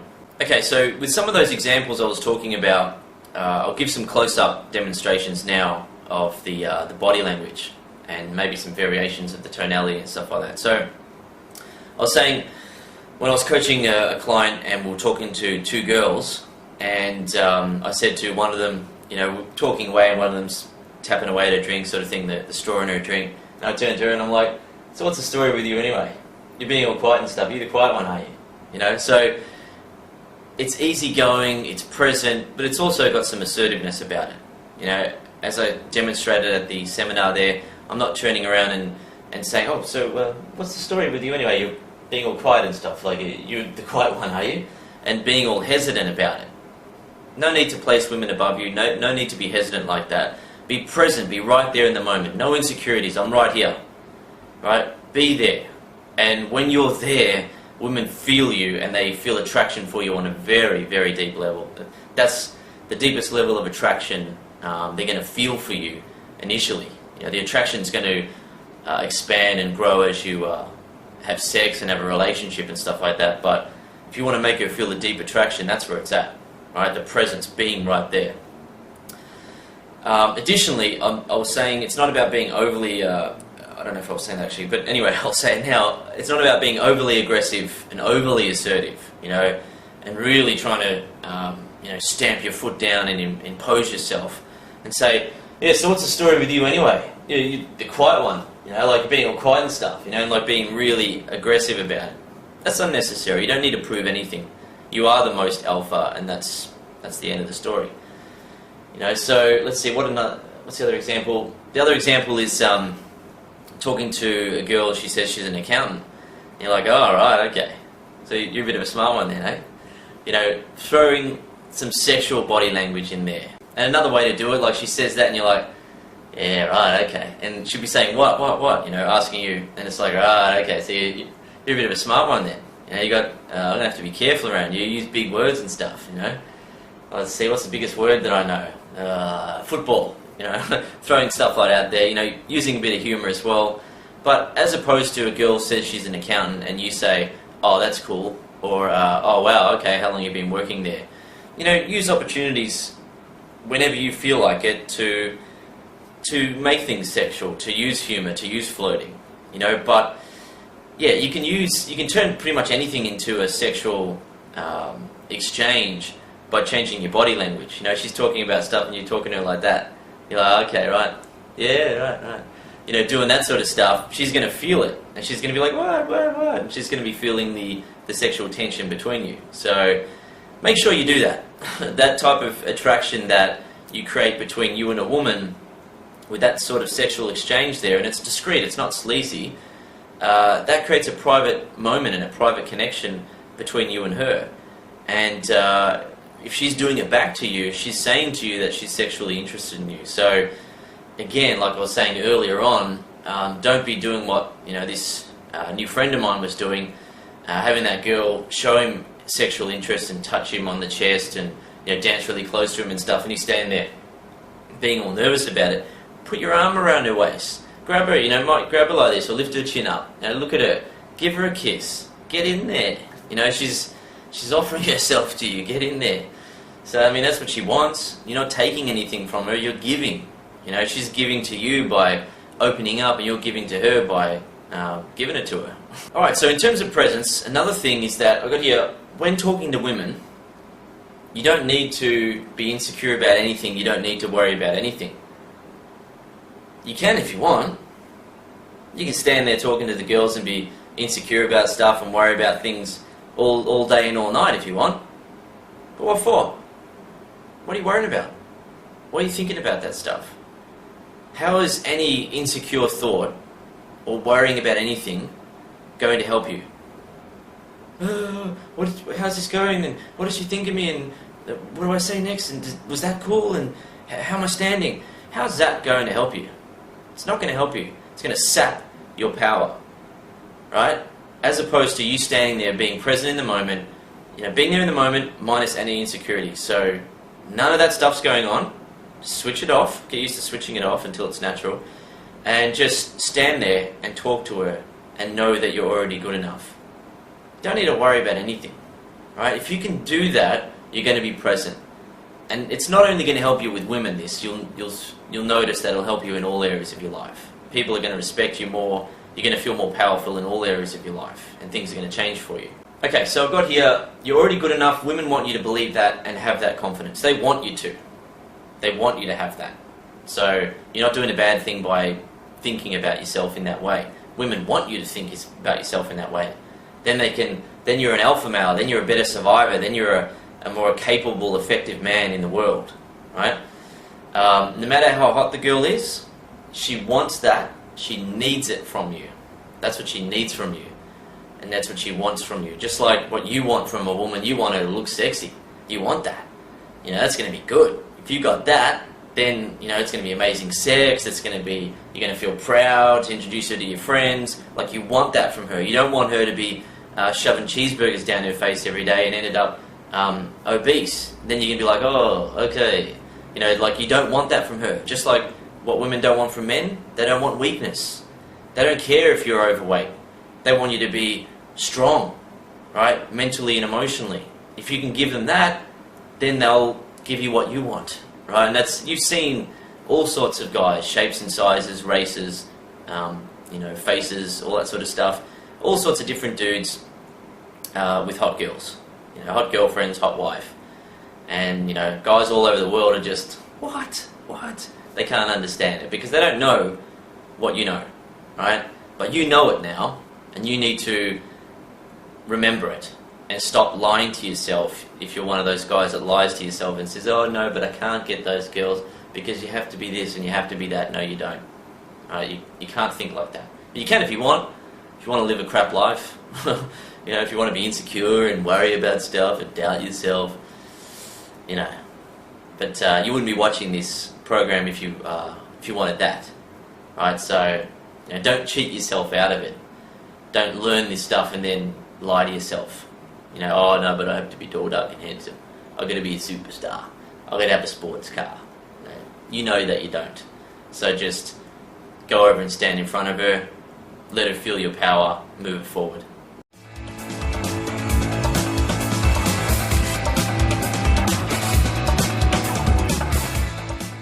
Okay, another point I've got here is that what attracts women to men is more complicated than what attracts men to women. For us men, it's pretty simple, and we decide within a millisecond, whether we'd sleep with a woman or not. You look at her, you're like, yeah, or look at her, no. It's like that, right? So, and we don't say, oh wow, that woman's so confident and alpha. Like, look at the way she carries herself. She's so confident and she just dominates the situation. Wow, look at everyone respecting her. We don't say that, but women say it about us. They talk about that. Oh, look at him, he's so confident. Wow, look at him. Oh, he's funny, isn't he? They say that sort of stuff. We're not sitting around saying that. We're like, look at her ass. Like, look at her tits. That's what we're saying, right? So, what attracts women to men and what attracts men to women is different, and you need to accept that as well. You can get caught up in but the guys that are tall, dark, and handsome, they do get superficial levels of attraction from women. Women do check out the tall, dark, and handsome guys. Yes, so they check them out. But it's not the answer to success with women. As you've seen with all these other guys with hot girlfriends, right? Women don't hate that a guy is tall, dark, and handsome. They don't go, oh, I hate that, I'm not interested. But that's not the deciding factor for them. The deciding factor for them is how they feel around the guy. And hence what happened with this new friend of mine recently. He's the tall and handsome guy, with the built body, right? But he hasn't been getting much action throughout his life, right? Whereas, my other friend, my Italian friend, I'm leaving his name out of it, by the way, because I'm just calling him my Italian friend because I'm pretty sure he wouldn't want me to mention him in the program. But anyway, my Italian friend, he's got a bit of a gut, and he's not an oil painting. He just looks like a very average looking dude, and he gets laid every time we go out, and he's got multiple women in his life. Women go crazy over it, right? So, but he doesn't think about all that handsome, tall, dark, and handsome stuff. He's not worried about that. When him and I walk into a situation, whether we're walking, recently we went out to a shopping mall. We're having some lunch down at a shopping mall, and we're like, let's go grab some girls from that work in some of the stores. Let's go get some. That was our mission. It just felt like it was like a Sunday afternoon or something. And we're walking around and just walking into shops and just talking to girls, getting numbers, just collecting stuff and just setting stuff up for the next, for during the week. It doesn't matter what the situation is. We're going to get girls. In fact, the place that we ate lunch at, it was like a pub sort of place at the edge of the shopping mall area, and it had we're just kicking back, having a beer and having some pub type food. And he got the girl's phone number that was working there. Now we went up after, and he's talking to her, and he's just got that charm about him. He's like, oh, he's talking to her, what's your name, by the way? And, talking to her, and he's like, you got a really cute smile, I like you. And the girl's getting all coy and shy and stuff like that. And I'm standing there and I go, you two need to exchange numbers. And she's like, yeah, and he goes, oh, no, he's just joking, pretending to be, like he's not going to do that. And then I walk off, and then, I walk outside the pub thing, and And he comes out a minute or so later, and I say, "You get a number?" He goes, "Yeah, of course." Like that. Then he followed up and had sex with her. You know, it's just, but you know, he's not wearing anything special. He's got a bit of a gut. He doesn't look like anything special, but he gets these girls, right? So, what attracts women to us men is different. You know, like they're going to go with guys that believe in themselves. That's just how it goes. They're not going to say, you know, if they see a tall, dark, and handsome man, they're going to say, "Oh, look at him, he's good looking," right? But so, you know, look at that. That's a car. Look at that. That's a, you know, that's the beach, and you know, it's just a thing. Unless that guy comes over and makes himself matter to that girl and goes over and talks to her, he's just got this superficial level of attraction. He's just like a nice looking thing, you know. But a woman's going to go with a man, something that a man, you know, a man that believes in himself and just moves it forward. And you hear women say too. I've heard many times over the years women say they're talking about the husband or boyfriend and say, "Look, you know, when I met him, they say something like, you know, he wasn't the most good-looking man in the world. He wasn't an oil painting. He wasn't whatever." But they say there was something about him, and now they love him to bits.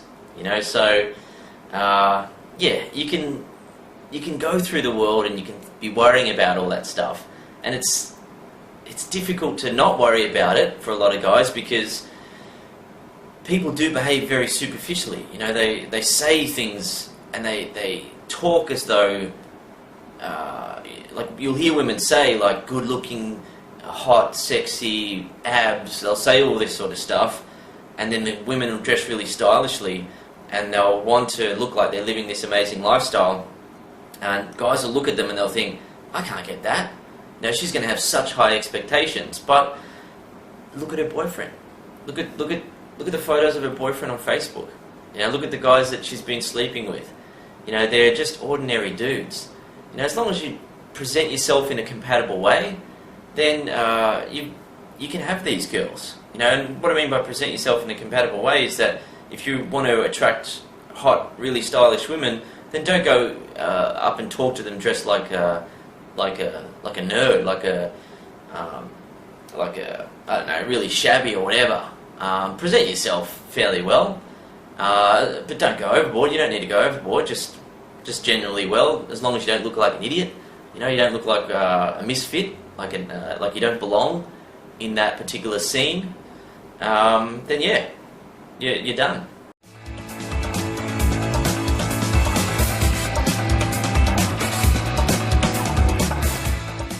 Okay, so let's get back to alpha male power. Every person has a certain feel about them, right? When you're around a certain person, you get a certain feel from them, you know, about them. When a woman's around you, she wants to feel your alpha male power, right? I've got here, she wants to see it, she wants to hear it, and she wants to be touched by it. See it, she wants to see it around others. When you're around others, you don't lose your power. You don't drop, you know, your status and go into your head and start behaving like a lower-ranking male, start doubting yourself. You've just got this power and presence when you're around others. You don't drop it. And when a woman's able to see that in action, that's amazing for her. That's one part of it, right? Another part is she wants to hear it. So how you speak, you know, not hesitant, being present, freely talking about things, assertiveness, self-belief. Right, so you're not talking in a guarded way. You're not all in your head and you know, hiding back when you're talking. You're right there, and you're expressing yourself. You're freely talking about things. Right, women can. That's another way they sense it, the way they feel it. They can hear it. Right, so and be touched by it during sex. You know, the way that you hold her. You know, you might grab her face like that, you might hold her face and then kiss her. You might, you know, be pressing against her. Grab the back of her neck. But just when you touch her, it's not hesitant. It's not weak. It's like I'll touch you when I want and how I want. You know, it's just like, come here, like that. And there's no sort of gaining permission. It's just, yeah, grab her and she just submits into it. right? You know, she wants to be touched by it. She wants to feel your alpha male power, and that it's erotic for women. It's a deep type of attraction and satisfaction for a woman.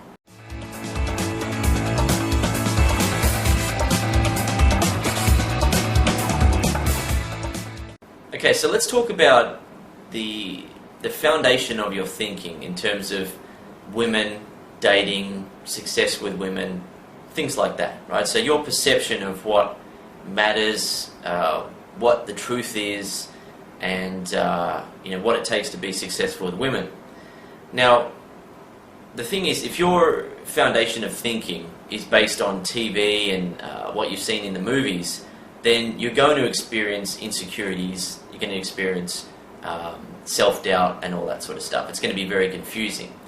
Whereas, as you would have been experiencing if you would have been learning from us here at The Modern Man, if your foundation of thinking in terms of success with women is based on all the powerful stuff that we talk about, then you don't have any of those insecurities and fears, right? It's not confusing, it all makes sense, right? It's suddenly clear.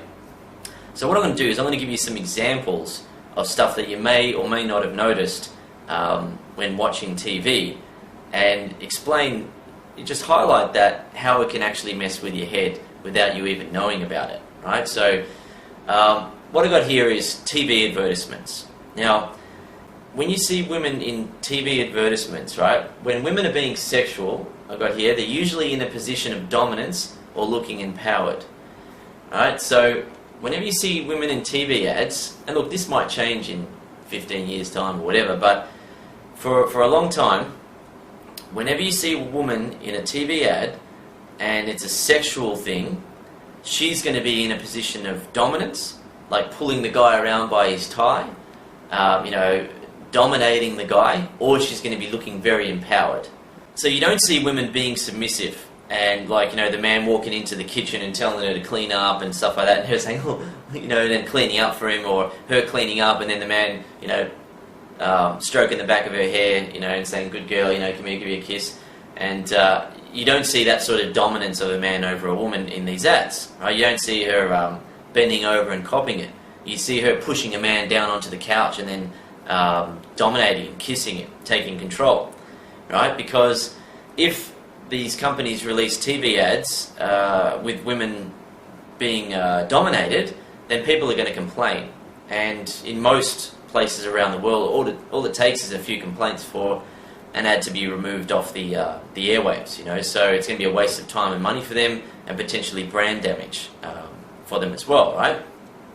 So, you know, when you see these type of ads, for most guys, they'll see these type of ads where the woman is, these modern women are very confident and independent and dominant, and when it comes to sexual things, they just sort of push men around, and you know, men are just got to bow down and hope to get lucky and be chosen by these women. That's the stuff that's going into guys' heads. And if they don't know about, if they aren't able to look behind it and see what it actually, why it is the way it is, then they're going to think that that's the reality, right? But it's not, obviously. So for us modern men, we're faced with all of these mixed messages, unlike men of the past. You know, for most of human history, there was no TVs, no newspapers, nothing like that. There was propaganda and things amongst small cities and things, but in terms of what we have to deal with as modern men, we've got all this sort of random stuff coming at us. And you've got to be able to look right through it.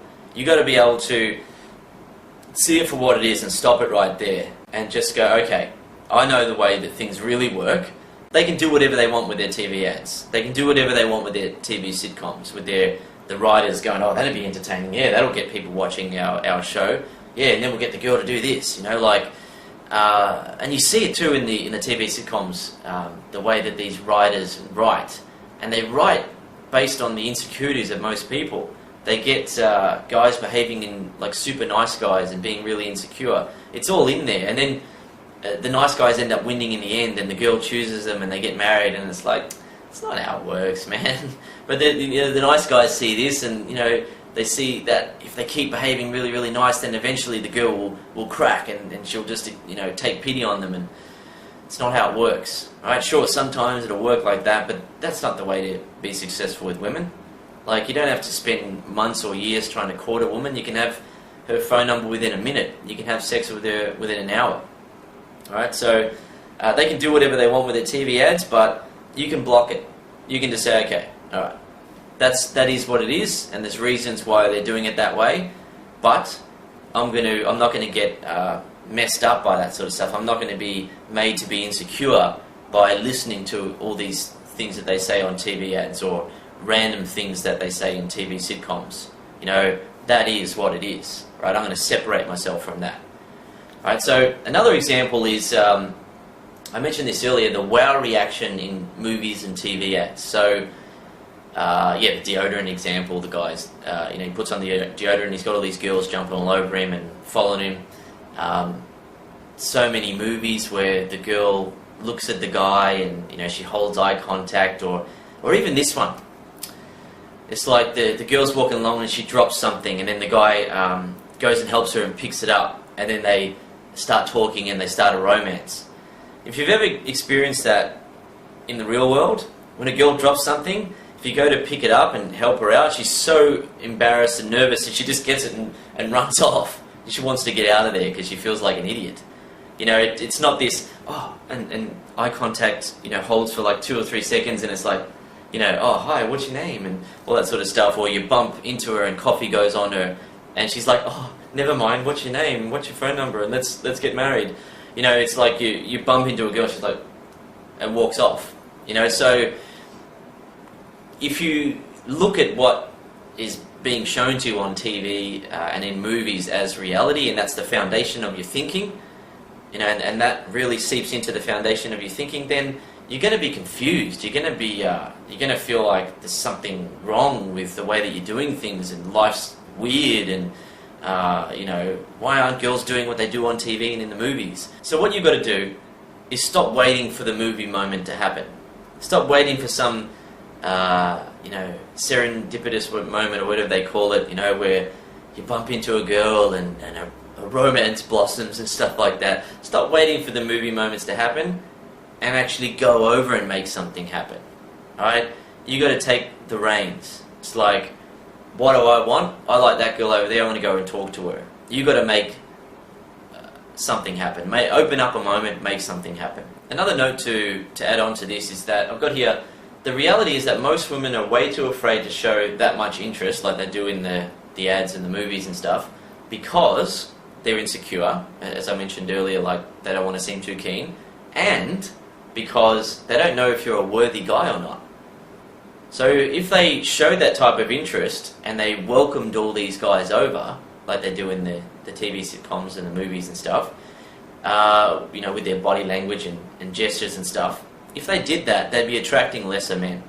And they don't want to do that instinctively. They want to attract a man that has the balls, the confidence to go over and stand in front of the girl and open up a moment.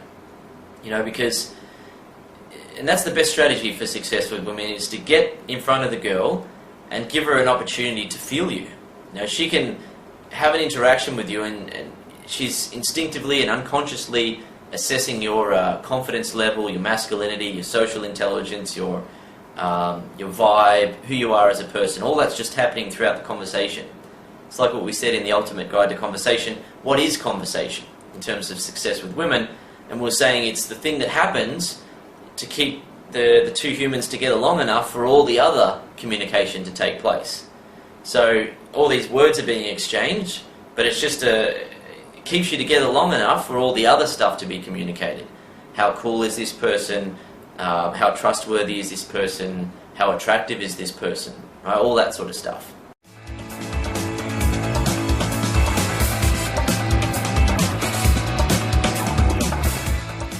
Okay, so now I'm going to talk about something that's it's a little bit deep and philosophical.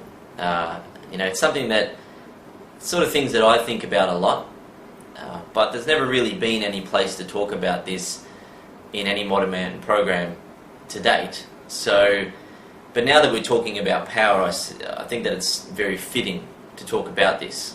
And it's going to be, it might be a bit out there, but why not? Let's talk about it since we're talking about power. But have you ever seen those documentaries, like one that stands out for me, or a couple that stand out for me, are the one on the Discovery Channel about galaxies. Alright, so if you've seen that, you know, I remember watching that, and they were talking about the universe as far as we can see it, and the amount of power in the universe, the amount of energy in the universe, right? And as far as we can see so far, like there's hundreds of billions of galaxies. You know, we've got our Milky Way galaxy, and then there's hundreds of billions of galaxies, apparently. And, you know, and they did a computer simulation zooming out and looking at the galaxies, hundreds of billions of galaxies from afar. And as they zoom out, it ends up looking like a neural net in a brain. You know, it ends up looking like that, and it's mind-boggling. It's just, you know, what we're inside of here. You know, what we're a part of.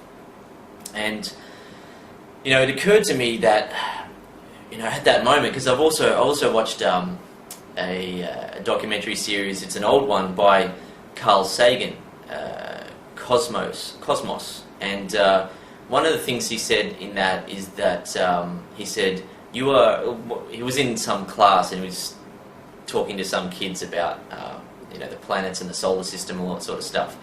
And one of the kids asked something about the Milky Way, our galaxy, and Carl Sagan responded. He said, "You are considered part of the Milky Way."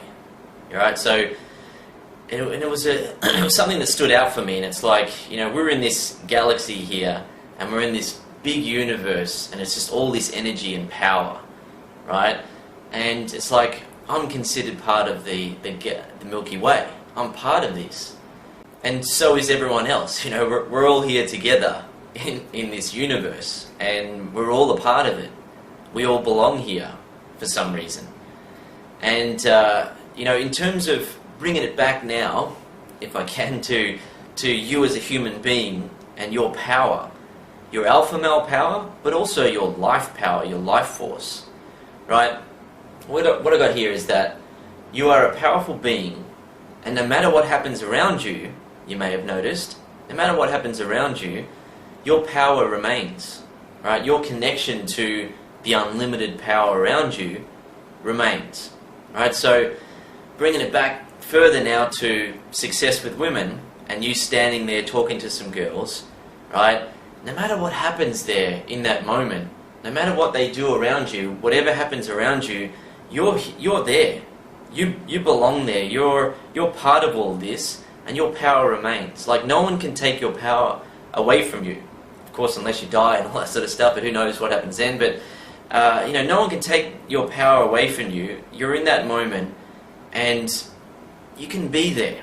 You know, so like, when I'm talking to girls, let's bring this, you know, to talking to women, and it's like I'm standing there, like, my power remains. You know, my connection to the universe, to everything around me remains. Like, nothing's going to take that away from me, to make me feel less than, to make me withdraw. And one of the mindsets that you can use to get yourself used to that, to being present, to embracing your power, to embracing who you are in this universe, in this life, in this reality, who you are, is the mindset, I'm here, I belong here. Right? You're in a bar, for example, and your mindset is, I'm here, I belong here. You know, and you walk up, you start talking to some girls, you're like, hey, how's it going? I'm Dan. And it's like, I'm here, and I belong here. You know, of course you're not saying that to the women, but, you know, that's your modus operatus, that's your mindset, that's your approach to it. You're there, and you belong there. So, to give this more perspective, I should probably talk about the contrast now.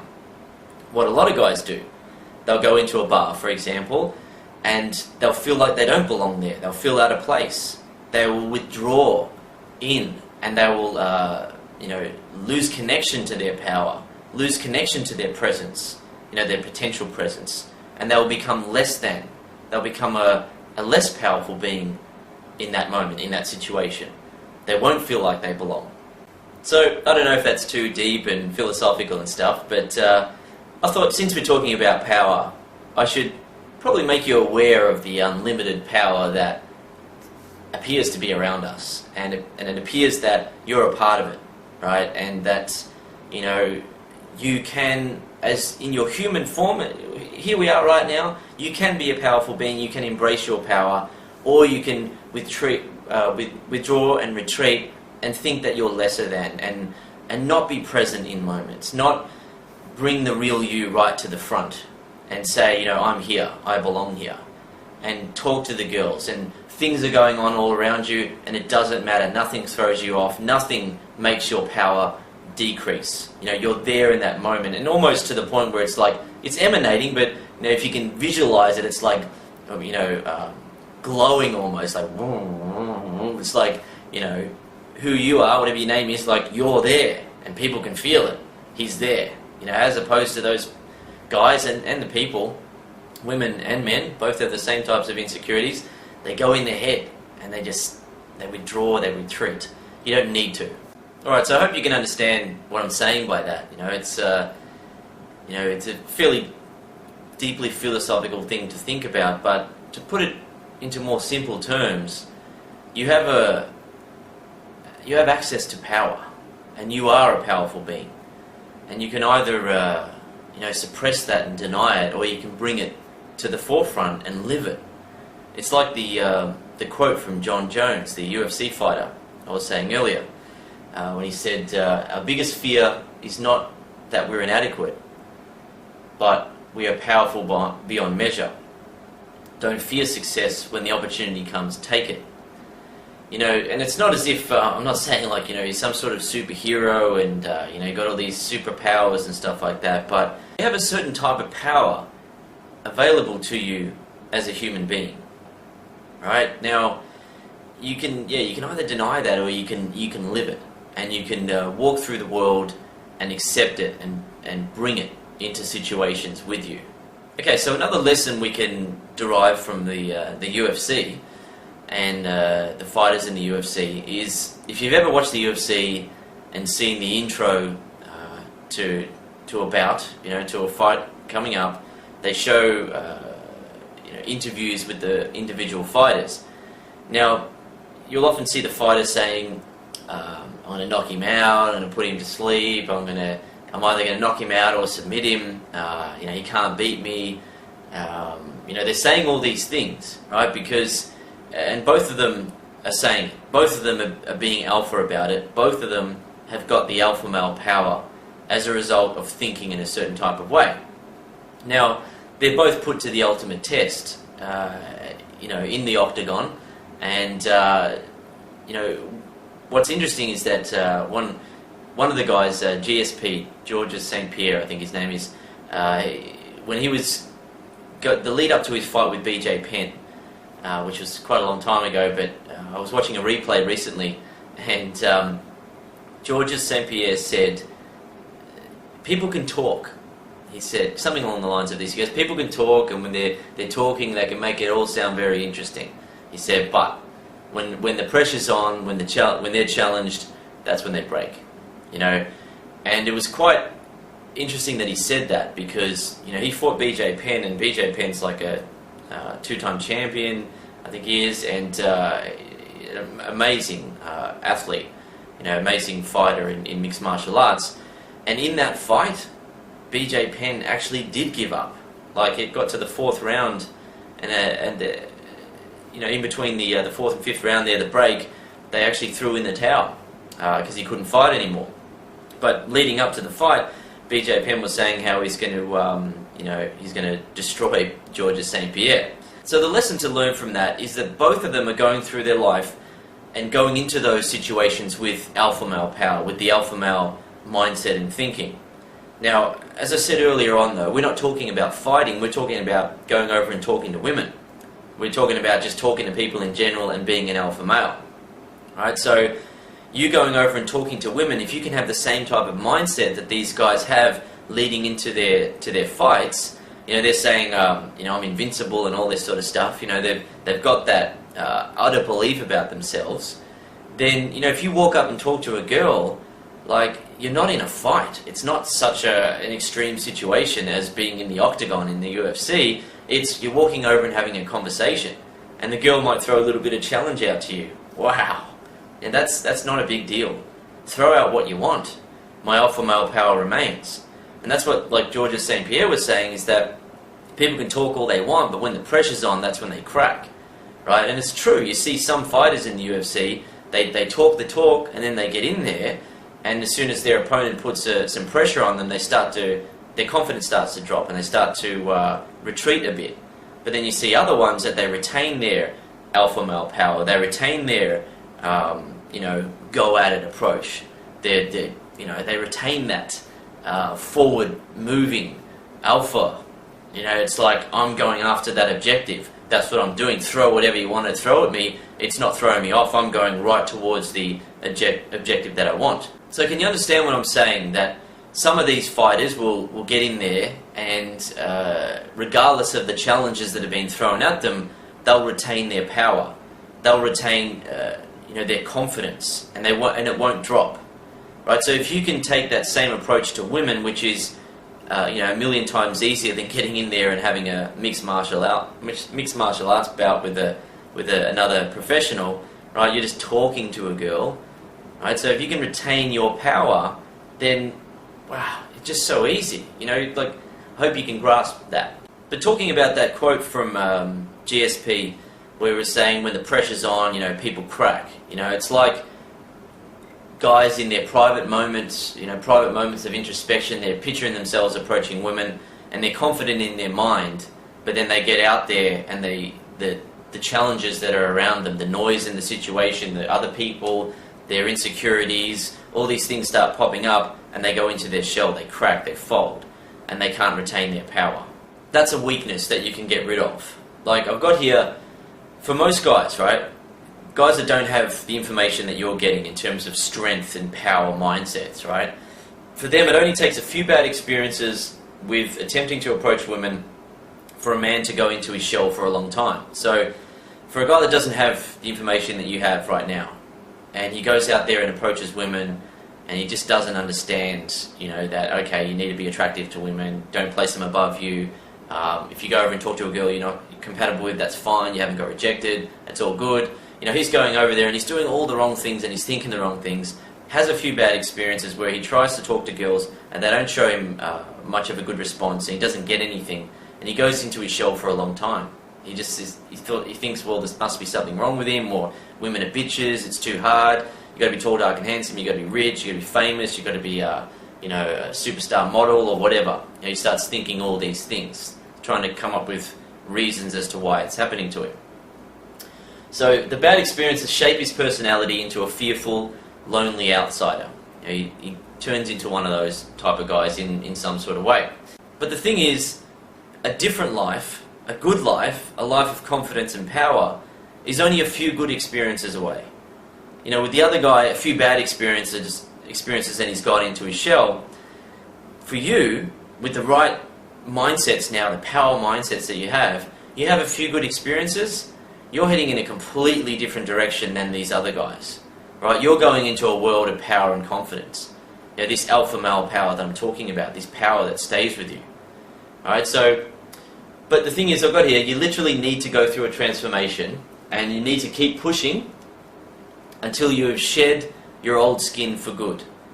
You've got to go through it. You've got to be prepared to go through the transformation.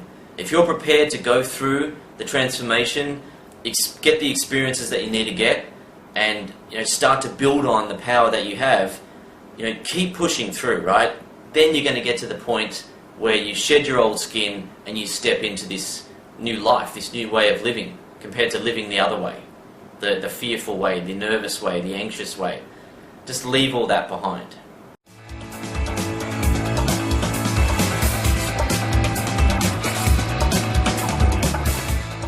Alright, so that brings us to the end of the program. I hope you enjoyed Alpha Male Power. The power that is yours. Embrace it. It's part of who you are. Don't let anyone take it away from you. Don't let insecurities sap your power. You retain your power. Nothing around you can throw you off. Your power remains. Alright, so thanks for watching, and enjoy the great times ahead with women. Cheers.